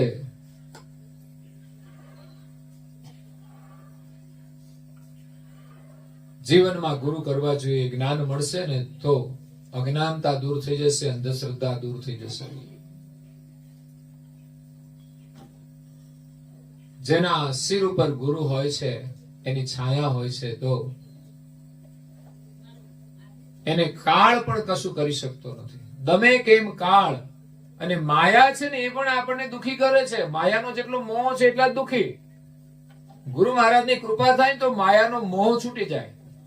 સંસારમાં કુટુંબ પરિવાર હોય, એના પ્રત્યે પ્રેમ હોવો જોઈએ, પણ બહુધા લોકોને મોહ હોય છે. મોહના કારણે માણસ દુખી છે. ભગવાનનું સ્મરણ ભૂલી જાય ને એટલે સમજવાનું એને પરિવારમાં મોહ છે, માયાની અંદર મોહ છે, માયા પાછળ દોડે છે. એ વસ્તુ ના હોય ને તોય ચિંતા નહીં કરવાની. તમે ભગવાનનું સ્મરણ કરશો ને તોય તમે સુખી થશો. ઘણા મહાપુરુષોએ ભક્તિ કરીને ગૃહસ્થાશ્રમની અંદર કોઈ સગવડ નહોતી, છતાં પણ એ સુખી હતા. કેમ? તો ભગવાનના સ્મરણથી. સવારમાં ઉઠીને 15-20 મિનિટ તમે ભગવાનનું સ્મરણ કરો, પ્રાર્થના કરો. એના જે સંસ્કાર મળશે, 15 મિનિટ સત્સંગ સાંભળો, એના જે વિચાર મળશે એ તમને સુખી કરશે. એનાથી તમે સારા કામ કરશો, એ તમને સુખી કરશે. પણ આ કશું તમે કરતા નથી. સવારે જઈને 15 મિનિટ પાનની દુકાને બેસી જાઓ, રોજ એના દર્શન કરવા જાઓ, લ્યો, અને રોજ એને દક્ષિણા આપવાની, અને બદલામાં પાછું કઈ સારું તો લેવાનું મળવાનું નથી. આશીર્વાદ શું મળે? શ્રાપ મળે. જીવનમાં શું કરીએ છીએ ને એનો વિચાર કરવો જોઈએ, એનો વિવેક હોવો જોઈએ. એટલા માટે ધાર્મિક ક્રિયાઓ કરવી જોઈએ. એનું બળ વધશે ને તો આ બધી વસ્તુ આપોઆપ છૂટી જશે. બાકી પાછળથી મોકલવાની જરૂર નથી. ચા ખાંડ મૂકવા પડશે ને, એ હોય છે. પછી તો બીજું હું હોય બધી તમને ખબર હોય. પણ આજે તમે સત્સંગ રાખ્યો છે ને ઉત્તમ કાર્ય કર્યું છે. મરણની પાછળ મોકલાયેલો એને પહોંચે છે, એના માટે એક ભક્ત હતા. ભગવાનનું સ્મરણ કરે, ભગવાનમાં શ્રદ્ધા રાખે. એમની પરિસ્થિતિ ગરીબ હતી, પણ છતાં કોઈ ભગવાન આગળ માગણી નહીં કે ભગવાન મારું આમ થઈ જાય, તેમ થઈ જાય. સુદામા કેટલા ગરીબ હતા, માગ્યું કૃષ્ણ આગળ. એની પત્ની સુશીલાએ એમને મોકલ્યા કે જાઓ, તમારા મિત્રો આટલા બધા ધનવાન છે, તો કઈ થોડું ઘણું આપે તો આપણા છોકરાને ઘરમાં પીવા માટે દૂધ નથી. આ મસાલા વાળાની ઊંઘ નથી ઉડતી કે છોકરાઓને આનું દૂધ લઈને પાઈએ.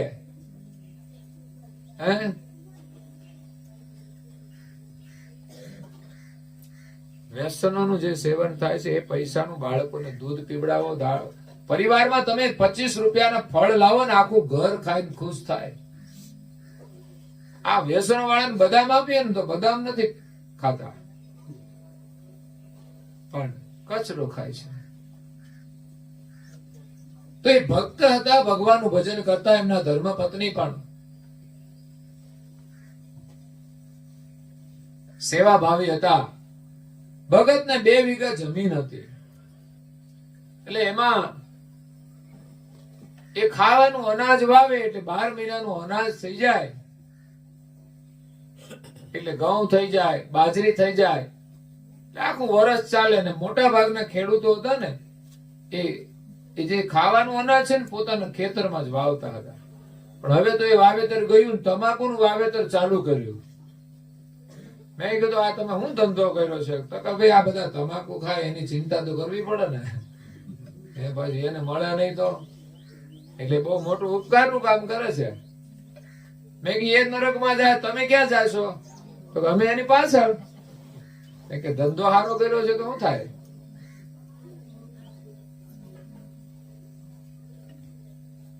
એટલે આવી ખેતી કરવી ને એ સારું નથી, પણ મજબૂરી હોય તો પછી કરવી પડે.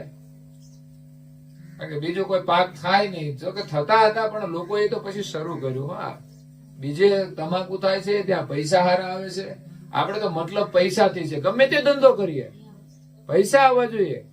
પણ ના ભાઈ, ધર્મ ધંધો તો સારો હોય ને તો કરવો. બદનામી થાય ને એવો ધંધો નહીં કરવાનો, હલકો ધંધો નહીં કરવાનો, ખોટો ધંધો નહીં કરવાનો. તો અહીંયા ભગત ભગવાનનું નામ લે, ભગવાનમાં વિશ્વાસ રાખે, એટલે એમને ત્યાં અવારનવાર સંતો આવે, ત્યાં ભજન કીર્તન થાય, સત્સંગ થાય. આ છે ને આપણા ઘરના એક સારા સંસ્કાર. તમે આજે આખા પરિવારને લાભ આપ્યો છે, તમારા સગાઓને પણ લાભ આપ્યો છે. આવું આપણા પરિવાર, આપણા સમાજની અંદર ને આપણી પરંપરામાં હોય ને તો એ જ આપણા ઘરમાં એક સમૃદ્ધિ લાવે છે, સંસ્કૃતિ લાવે છે. તમે જો આજથી કંઈક કરવાની શરૂઆત કરો ને તો તમારા જીવનમાં તમારા પરિવારમાં પરિવર્તન આવી જાય. આજે હું આવ્યો છું, તમે ક્યારે મને મળવા આવશો ખબર નહીં ગઈ. હું અહીંયા આવ્યો તો પછી તમે આવ્યા ક્યારે? તમારી ફરજ નહીં આવું પડે ને તો પછી હું તો કહું છું, ના આવ્યો હોય તો તમારે તમારા લાભ માટે આવવું જોઈએ. પાનના ગલ્લા વાળા, દુકાન વાળા બોલાવે તમને કોઈ દિવસ તમે આવજો? એ તમારે ઘરે આવે કોઈ દિવસ? એટલે કે અમે તમારા ગ્રાહક છીએ, અમે તમારા દુકાને આવીએ, તમે અમારા ઘરે ના આવો ચા પીવા? અમે તમને મસાલો ખવડાવશું કે?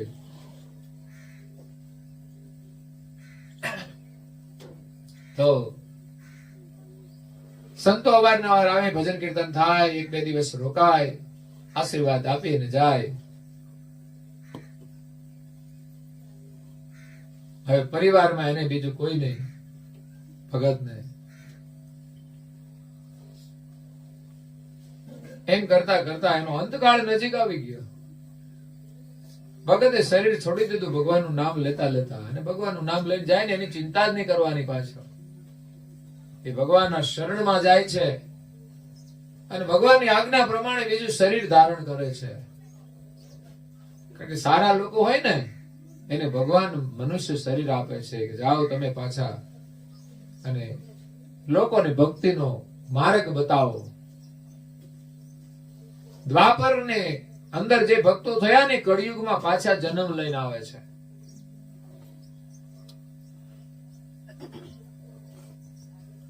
અને ભક્તો ક્યારે મુક્તિ નથી માંગતા, એ તો કે છે જન્મ જન્મ અને ભગવાનની ભક્તિ આપજો.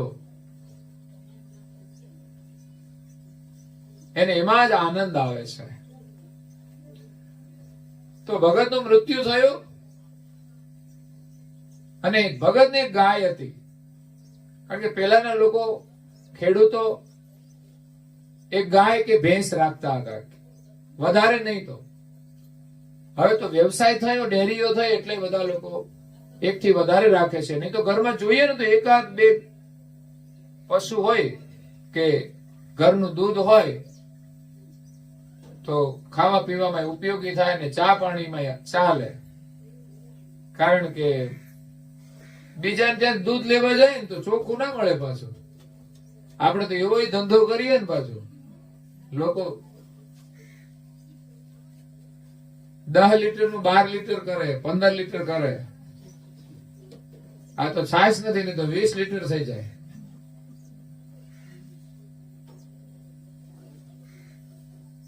પણ જે ધર્મમાં માનતા હોય ને એ આવું ના કરે.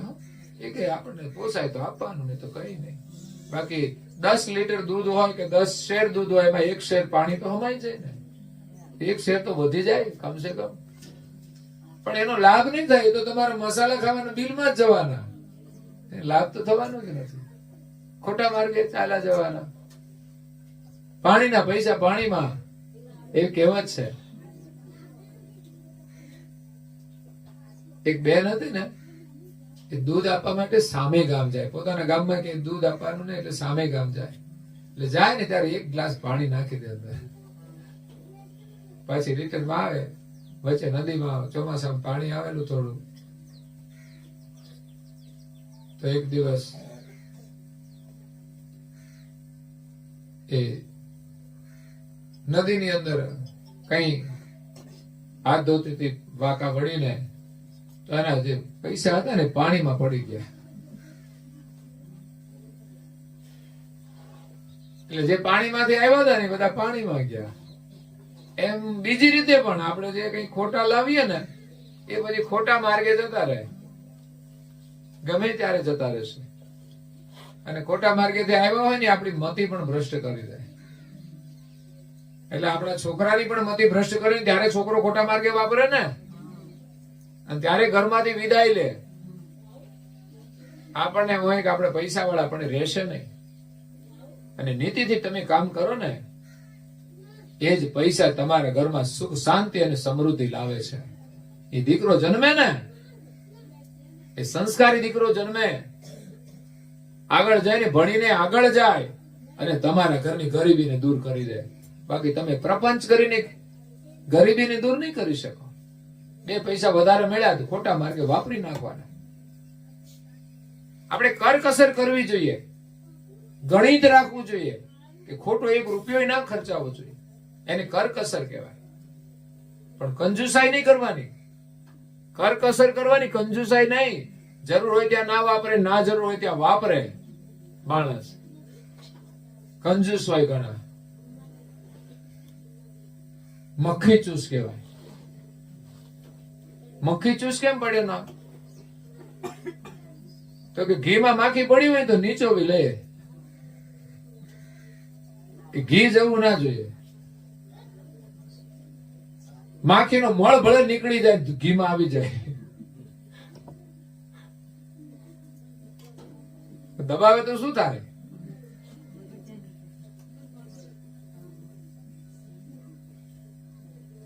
તો અહીંયા ભગત હતા ને, એમને ગાય હતી. તો કે ઘરનું અનાજ હોય, રોટલા હોય, દૂધ હોય તો માણસને બીજું કઈ ના જોઈએ. પછી થોડું શાકભાજી વાવ્યું હોય તો એ થાય સીઝન પ્રમાણે, તો શાક થોડું ઘણું બનાવે. બાકી તો કઠોળ ચાલતું હતું ને આપણે ત્યાં. તો એક ટાઈમ તો કઠોળ ચાલતું હતું, બાજરીના રોટલા ને કઢી, પછી કોઈ કઠોળ, મગનું શાક હોય, ચણાનું હોય. આ ઘરનું બધું વાવતા હતા એટલે વધારે કોઈ ખર્ચો ના લાગે. અને છતાંય ભગત છે ને ક્યાંક કામ કરવા માટે જાય, એમાંથી જે કઈ રોકડા મળે તો કપડા લત્તા જે કઈ જરૂરી હોય એ મળી જાય. તો ભગત તો દેવલોક થઈ ગયા. પાછળથી બધા કુટુંબના ભેગા થયા.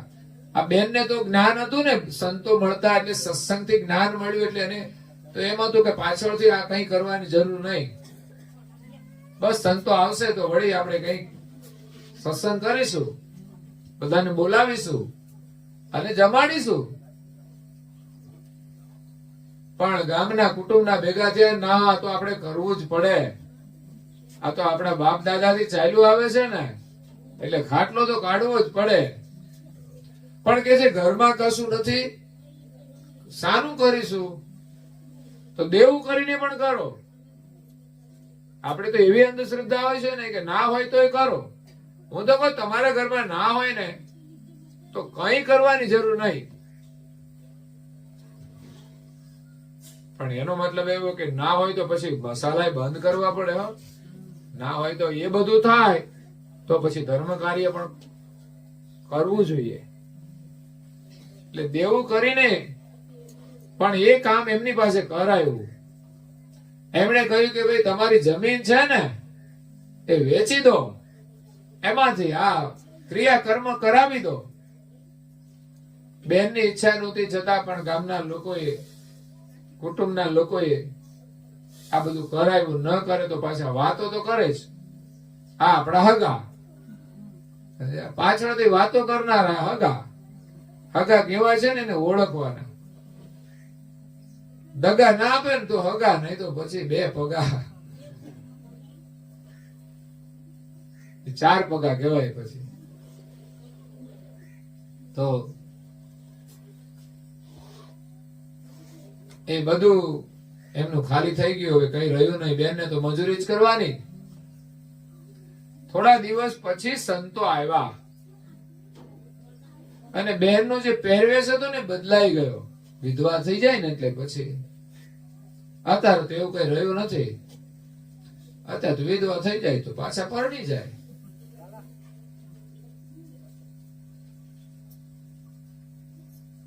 એટલે બેનના જે સૌભાગ્યના શણગાર હતા એના શિર ઉપર નહોતા. પછી તો શેથો તો ના જ પુરાય ને. શેથો શા માટે પૂરવાનો? એમના પતિનો જ હોય છે ને, કે અમારા પતિ છે ને ઉપસ્થિત છે.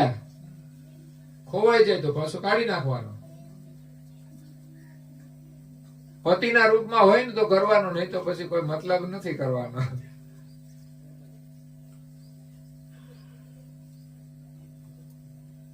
બાકી તો મોટા ભાગના પતિ છે ને પતિ ગયા.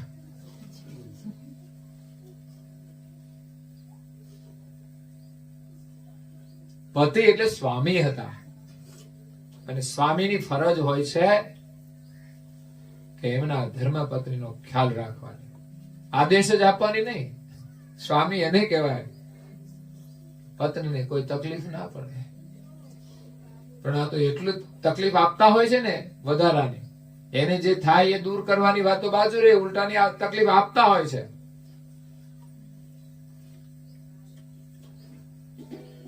તો અહીંયા મહાત્માઓ આવ્યા, એના શણગાર જોયા કે માંગની અંદર સિંદૂર નથી. એટલે ઘરવાળા છે ને એનું આ પ્રતીક છે. એક બેન છે ને સિંદૂર પૂરતા, પણ કેટલું સિંદૂર ખબર છે? અહીંથી શરૂ કરે ને આખા માથામાં પૂરી દે.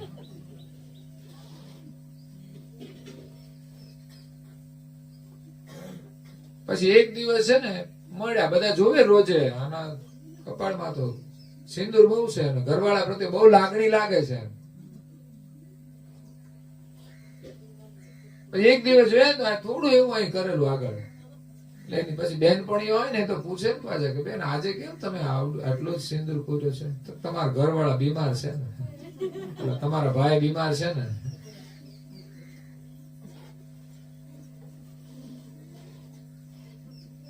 અને રજા લઈ લે એટલે પૂરું. જેમ જેમ બીમાર પડે ને એમ નાનો સેતો થાય, તબિયત સારી થાય ને પછી એમ વધતો જાય.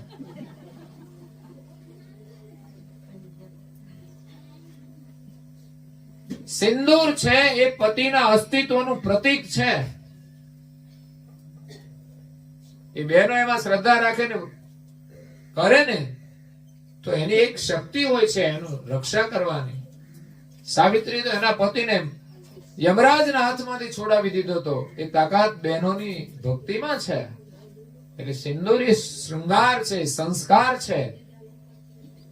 કોઈ પણ બેન હોય ને બહાર નીકળે એટલે એનું પર્સ ભૂલી જાય તો ભૂલી જાય, પણ સિંદૂર પૂરવાનું ના ભૂલે. જીવનમાં ગુરુ કર્યા હોય ને તો કપાળમાં તિલક કરવું જોઈએ. કોઈ પણ દેવનો તમે ફોટો જોજો, એના કપાળમાં છે તિલક, તો આપણે દેવોને માનીએ છીએ તો આપણે કરવું જોઈએ. પણ આપણે બધા નથી કરતા. હા,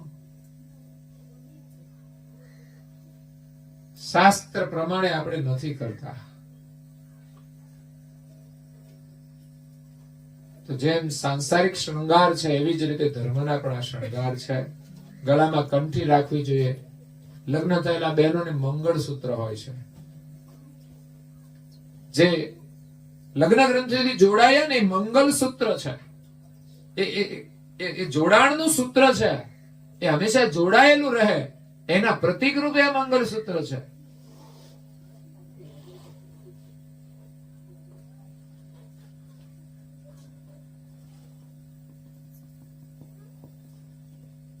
એટલે ગળામાં કંઠી પણ રાખવી જોઈએ. જો શ્રદ્ધા હશે ને તો તમારી રક્ષા કરશે. બાકી ઘણાને હોનાની મળી જાય ને તો પછી તુલસીની માળાનું બહુ મહત્વ ના રહે. પણ સોનાની છે ને કોઈક દિવસ ગળું કપાવશે, અને તુલસીની માળા હશે ને તો તમારા ગળાની રક્ષા કરશે.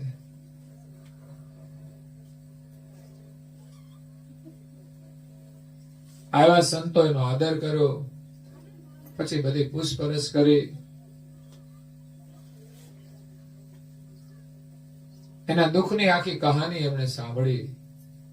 એટલે એમણે બ્રાહ્મણને બોલાવ્યા કે બ્રાહ્મણ, તમે ભગતની પાછળ બધી વિધિ તો સારી કરી છે ને, બધું કોઈ ભગતને તકલીફ પડે એવું તો નથી ના? કે કોઈ તકલીફ ના પડે એવું જ કામ કર્યું છે. 2 વીઘા જમીન વેચીને પણ બહુ સારું કામ કર્યું છે. બોલો, હે? એના છોકરાને પાછળ ખાવા પીવાની કશું રહ્યું નહીં.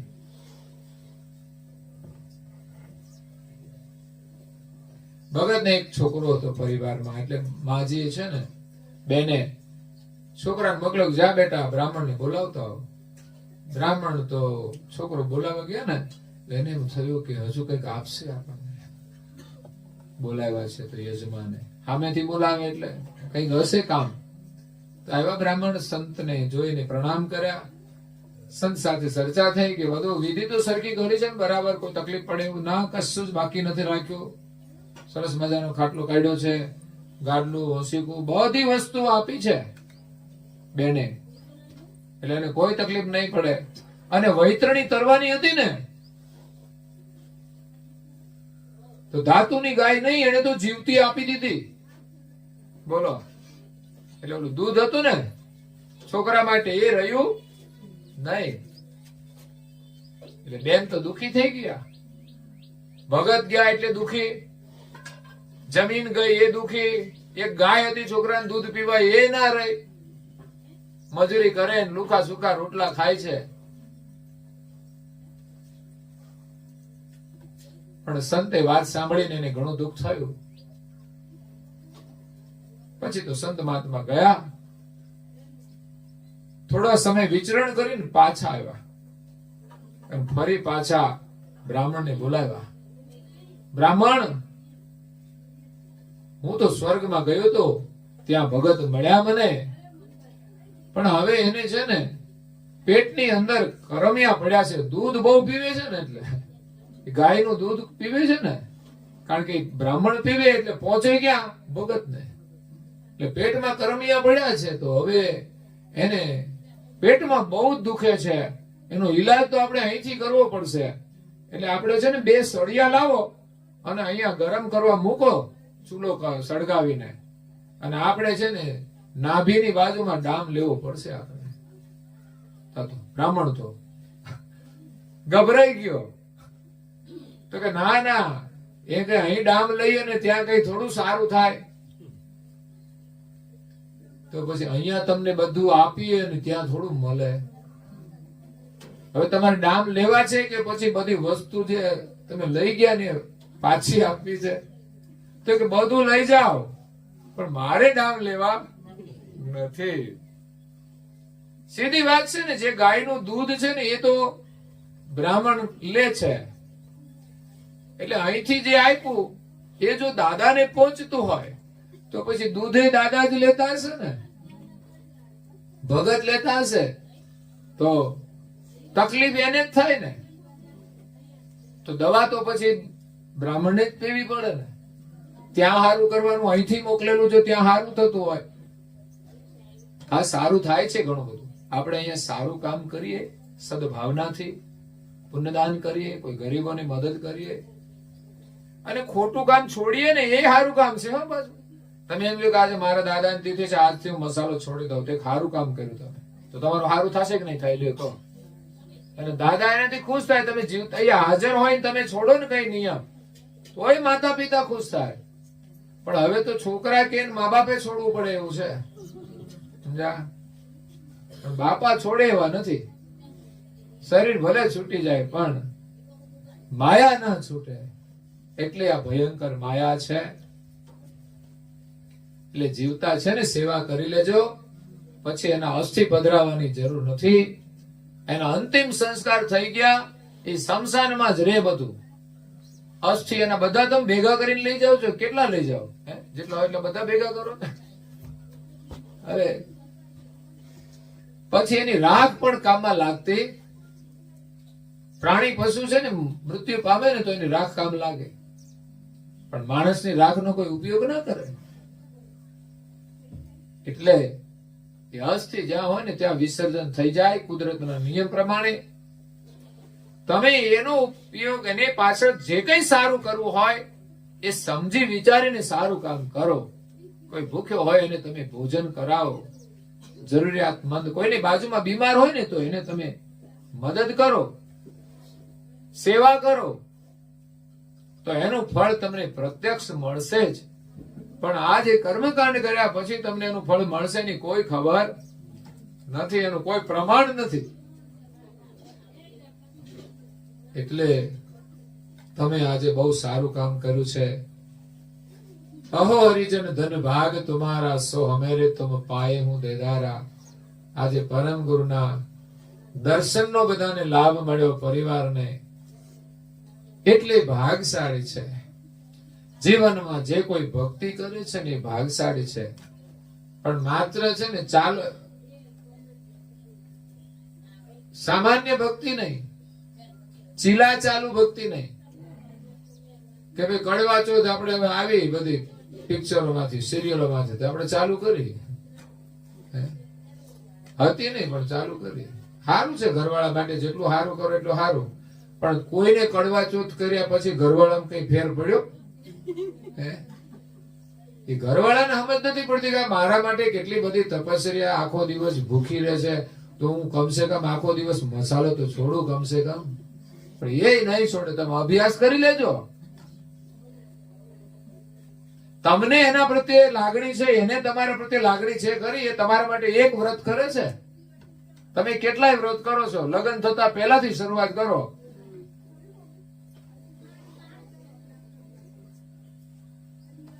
કે આ વ્રત કરીએ ને તો સીધા મળે એમ.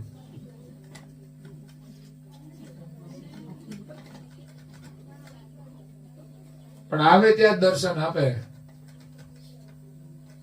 અને પેલાનો તો વરરાજા છે ને, આમ લગ્ન કરવા જતા ને ઘોડા પર બેઠો હોય ને એક બાજુ આમ પાન ચડાવ્યું હોય. ત્યારે તો આમ એટલો બધો પાવર હતો બધો.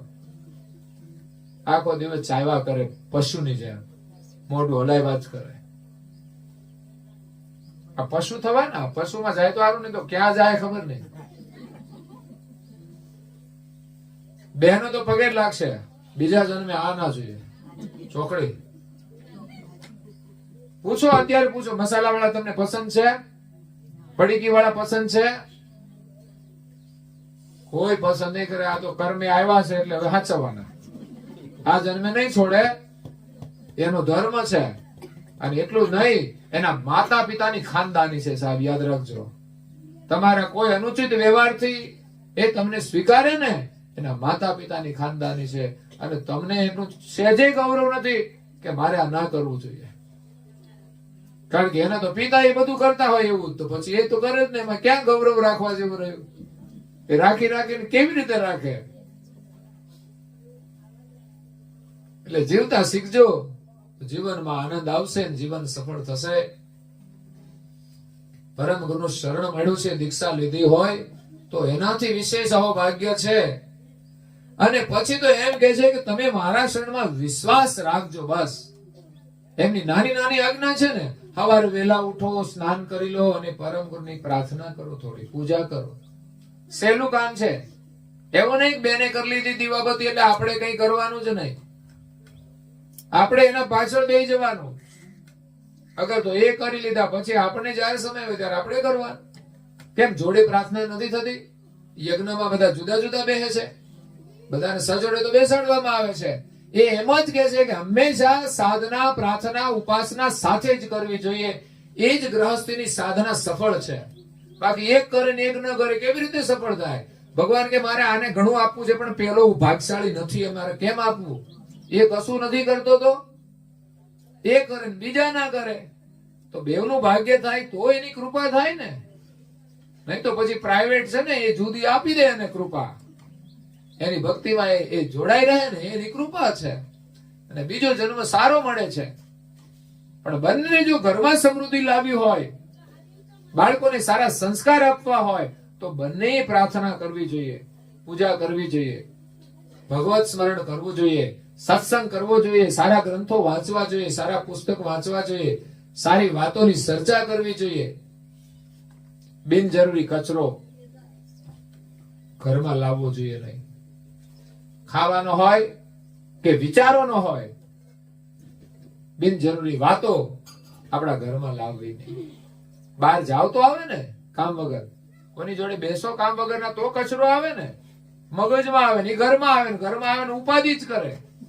કારણ કે મોટા ભાગની ઉપાધિ કલેશ ને ઝઘડા છે ને બહારના કચરાના જ હોય છે.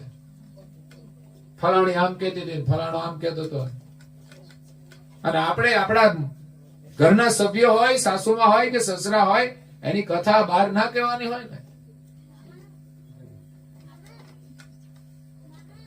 એટલે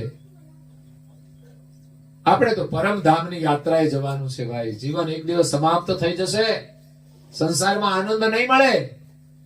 વૃદ્ધાવસ્થા આવશે ને તો માણસ કેવું થઈ જશે, આવ કંગાલ જેવો થઈ જશે, જાણે એમ ઉદાસ થઈ જશે. ભલે વૈભવ હોય ઘરમાં, પણ વૃદ્ધાવસ્થા આવે ને હારા હારા વૈભવ વાળા પણ ઉદાસ થઈ જાય. એના ચહેરા જોવો તો પડી ગયા હોય, કારણ કે એ બંગલાને કરવાનો હું, શરીર તો કામ કરતું નથી. તો અંતિમ દશા કેવી થાય છે? પણ બંગલો હોય કે ના હોય, પણ જીવનભર જેને ભક્તિ કરી હોય ને એના ચહેરા પર ચમક હોય છે ભગવત સ્મરણની, પ્રસન્નતા હોય છે. તો આપણે એ પ્રસન્નતા મેળવવાની છે, ભગવાનના ધામમાં જવાનું છે. બાકી તો મૃત્યુ પામે એટલે એમ કહેવાય ભગવાનને પ્યારા થઈ ગયા. પણ અહીંયા તો મસાલાને પ્યારા હતા એ કઈ ભગવાનને પ્યારા થાય? અહીં કોઈ દિવસ નામ નથી લીધું, મંદિરમાં કોઈ દિવસ બેઠા ના હોય, ભગવાનને પ્યારા કેમ થઈ જાય? જમરાજાને પ્યારા થયા છે. એટલે ભગવાનનું જે કઈ સ્મરણ થાય ને એ ભગવાનના સાનિધ્યમાં જાય અને એને સારું જીવન પ્રાપ્ત થાય છે. આવા સત્સંગ દ્વારા આપણે જીવન પરિવર્તન કરીએ, આપણો પરિવાર પણ સુખી થશે. સદગત આત્મા રસિકભાઈ ને ત્યાં આજે બીજી વખત આવવાનું થયું છે. પેલા પણ આપણે સત્સંગ કર્યો હતો.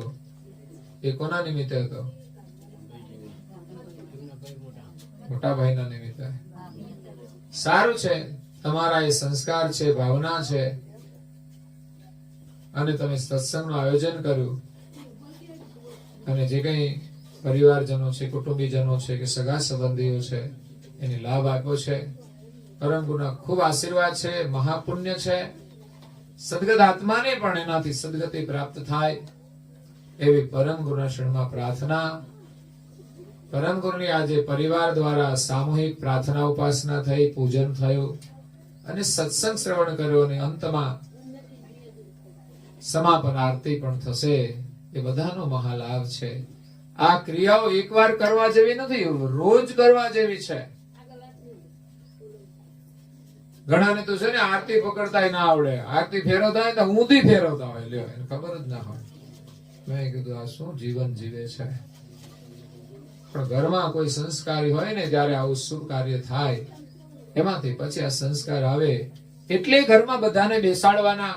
આ જય વિધિ છે એ બેસીને પગે લાગવાનું થોડું શીખજો, જીવનમાં બહુ ઉપયોગી થશે. એકવાર પણ માલિકનું સ્મરણ કરીએ છીએ તો પણ નિષ્ફળ નથી જતું. તો વારંવાર કર્યું હોય તો કેટલો લાભ મળે. હરિનું નામ જે ભવસાગર તારવા વાળું છે, તરવા માટેની નાવ છે. પણ નામની અંદર જો શ્રદ્ધા થઈ જાય ને તો નામરૂપી નાવ દ્વારા આપણે ઘણા બધા દોષોથી બચી જઈશું, દુઃખોથી બચી જઈશું અને ભવસાગર તરી જઈશું.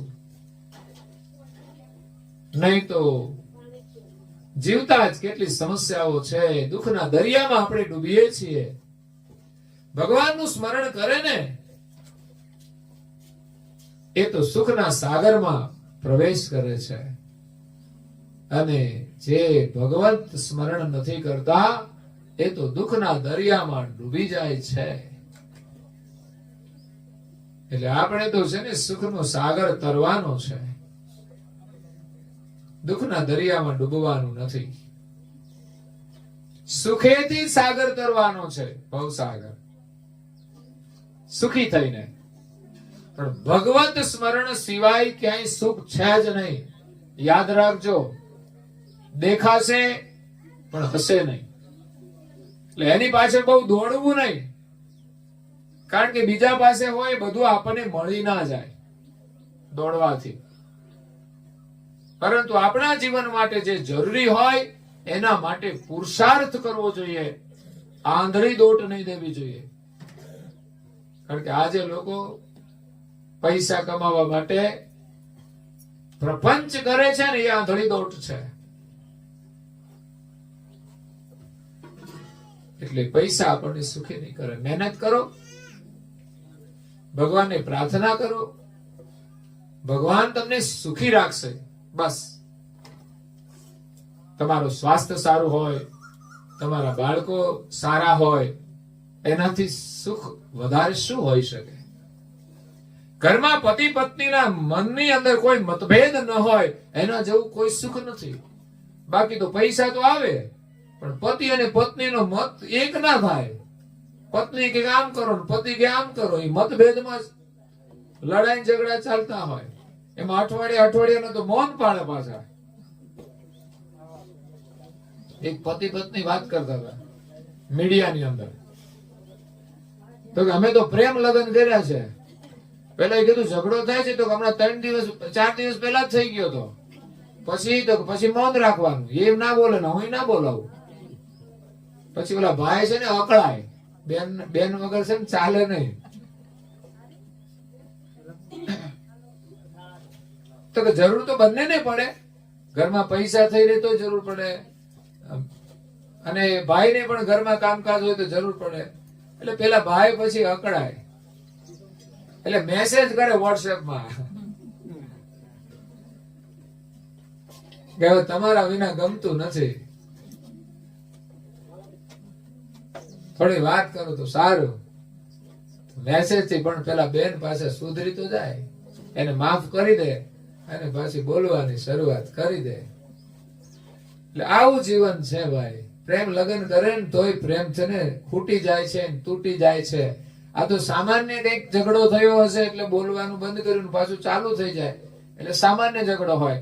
બાકી તો લોકોના ઝઘડા કોર્ટમાં જાય છે ને તોય સમાધાન નથી થતા, એકાબીજાના પતન જ કરી દે છે. પછી તો બે એકબીજાનો દુશ્મન બની જાય છે. ક્યાં એનો પ્રેમ ને ક્યાં એનું દુશ્મનાવટ. આ છે સંસારનો સંબંધ સ્વાર્થનો. એટલે મહાપુરુષો કહ્યું આ સંસારનો સંબંધ છે ને એ સ્વાર્થનો છે. બાકી જેને પ્રેમ હોય ને એ તો ગમે તે પરિસ્થિતિ હોય છતાં પણ એ સંબંધ તૂટે નહીં. આ તો ડિમાન્ડ કરે, મારે તો આઈફોન જોઈશે. લે, સંબંધ કર્યો હોય ને ફોન મોકલાવે, એમાં એનો મોકલાવે ને કે આઈફોન જોશે. એ સમજી જાય આને લવાય નહીં. અહીંયા આવીને કે છે મારે તો મર્સિડીઝ જોશે. ક્યાંથી લાવશે? બિચારો સબસિડી લઈને જીવતો હોય, એમાં મર્સિડી માગે કેમ મેળ પડે? જે મોકલાવે પ્રેમથી, જે મોકલાવે ને પ્રેમના પ્રતિક રૂપે મોકલાવે. તારે જે જોઈએ થોડું બધું હોય તો એવા હોય તો લગ્ન જ ના કરવા. હું તો કહું જે ડિમાન્ડ કરતા હોય ને એને તો ત્યાં ઘરે જ રહેવું. તારી જાતે બધું લઈને મોજ કર, બીજા ઉપર ઉપાધિ ના બનાય. એટલે આજે કરુણાસાગર બાપજી કહે છે કે તમે બધા ભાગશાળી છો, તમને મારું શરણ મળ્યું છે, મારા દર્શન થયા અને માનવ જીવન મળ્યું છે. હવે બસ મારા શરણમાં આવી ગયા છે, તમારું ભાગ્ય છે. એમની દીક્ષા લીધી ને એ અહો ભાગ્ય છે. જેમ લોકો લગ્ન કરે ને તો ખુશ થઈ જાય, એમ જીવનમાં દીક્ષા લઈએ ને એ જીવનની એક ખુશી છે.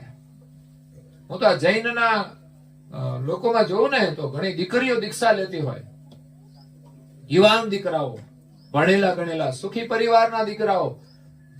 આપણે જોઈએ ને તો એને એટલી બધી ફેસિલિટી હોય ને છોકરાઓ પણ એ ફેસિલિટીમાં જીવતા હોય, એમાં એને એવા સંસ્કાર આપે છે, એવું જ્ઞાન મળી જાય છે કે સંસ્થાના વૈભવને એ તરછોડીને, તુચ્છ ગણીને એ બધો ત્યાગ કરી દે છે. સહેલું કામ નથી. આ માથાના વાળ છે ને, એના વગરનો આપણો ચહેરો લાગે કેવો? આપણે તો હોય ને તોય આપણે પાછા ડેકોરેશન કેટલું કરીએ છીએ. આમ બાંધીએ, આમ બાંધીએ, ધોળા હોય તો કાળા કરીએ. એ જટા બાંધવામાં અડધો કલાક તો કાઢતા હોય, એ ભગવાનની પ્રાર્થના અડધો કલાક ના કાઢે. હું કહું ભલે તમે સારી રીતે તૈયાર થાવ, વાંધો નથી, પણ એ કરીને ભગવાનના શરણમાં પણ તમારું મન સ્થિર કરો. પણ આપણે તો એમ હોય કે જટા આમ કરીશું તો જ સારું લાગશે. એટલે એ લાત મારી દે છે વૈભવને. કારણ કે જે સંન્યાસ લે છે ને, એની ભક્તિનો જે વૈભવ છે ને ભગવાનનો, આપણી ભીતરમાં એમણે જે વૈભવ મૂક્યો છે ને, એના દ્વારા આપણે આનંદ કરવાનો છે. બાકી આ દુનિયાની વસ્તુઓ તો છે ને, વૈભવ દેખાય છે પણ એટલો એ સુખ આપી નહીં શકે. એ ઝઘડા કરશે, કલેશ કરશે, એ કરે જ. માયા છે ને, જરૂરથી વધારે આવીને એટલે સમજવાનું ઉપાધિ કરશે જ. પૈસા વધારે આવ્યા ને એટલે બધા પ્લાનિંગ કરવા માંડે. પત્ની પ્લાનિંગ કરે ને પતિ પ્લાનિંગ કરે ને, એ બે સેટ ના થાય એટલે અપસેટ થઈ જાય. ઘરમાં ઘણા બધા સેટ લાવ્યા, સોફા સેટ હોય, ડિનર સેટ હોય, ઓલો સેટ હોય, પણ એ બે અપસેટ હોય. આ બધા સેટ તો બધા દેખાવના જ હોય. લોકો લાગે તેમ લાગે કે આ હા આ બે કેટલા સુખી છે, પણ ખબર ના હોય કેટલા દિવસનું મન વ્રત ચાલે છે.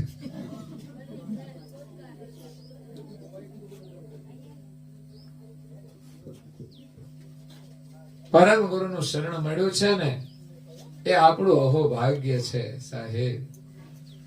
આપણા મનની અંદર આમ ઉમંગ થાય, પરમ ગુરુનું શરણ મળ્યું છે, એનું જ્ઞાન મળ્યું છે.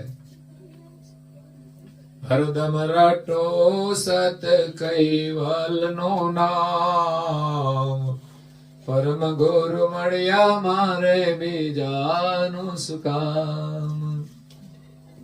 સોંપી દીધું છે મારું જીવન સુકાન, પરમ ગુરુ મળ્યા મારે બીજાનું સુકામ. ગુરુ ગોવિંદ મારે યમુના ને રેવા, હે હરિ નામ માં ભેદ ભક્તોને કેવા.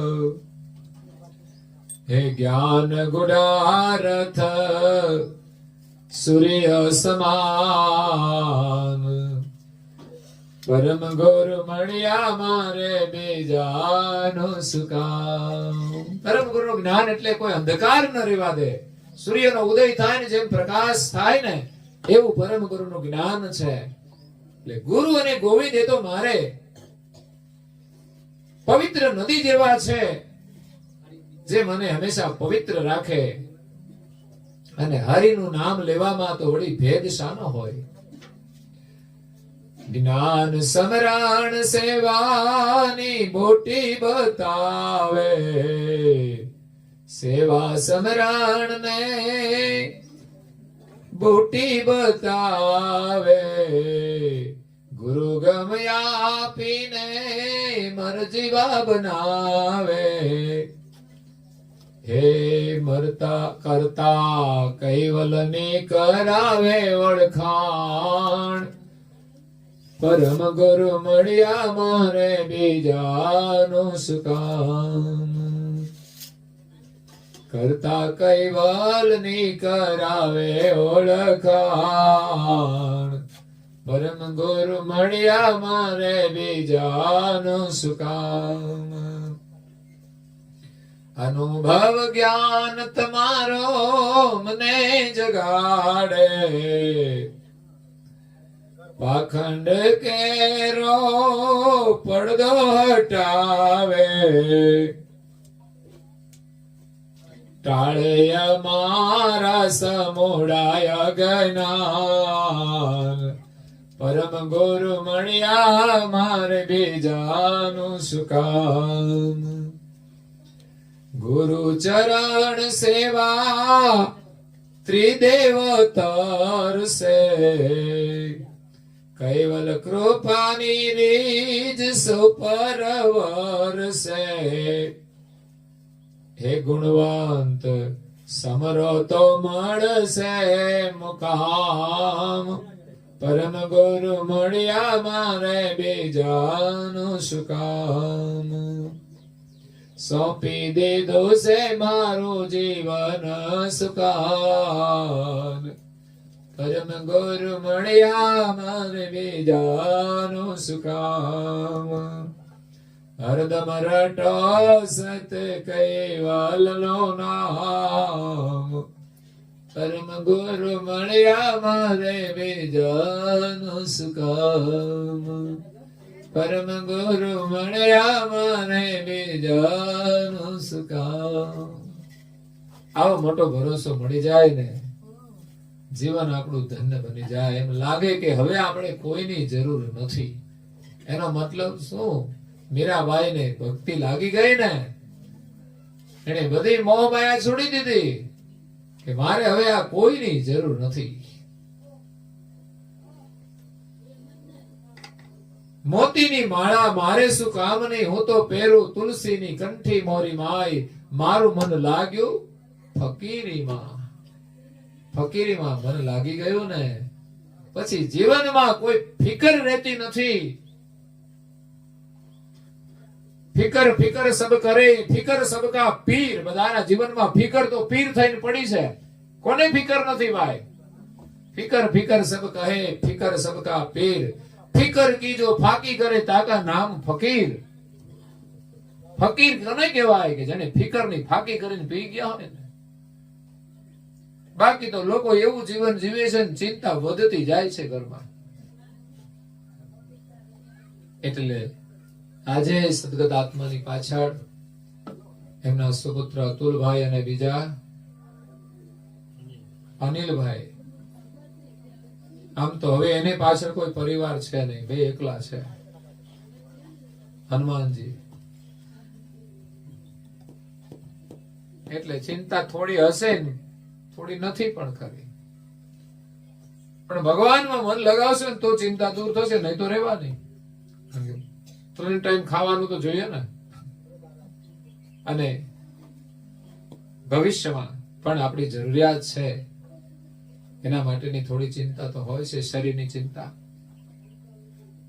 પણ એવા માર્ગો છે કે કઈ ન હોવા છતાંય કોઈ ચિંતા નથી રહેતી. અને ઘણી વાર બધાને બધું હોય ને તોય ચિંતા તો દૂર થતી જ નથી. તો અલ્પેશભાઈ ને અનિલભાઈ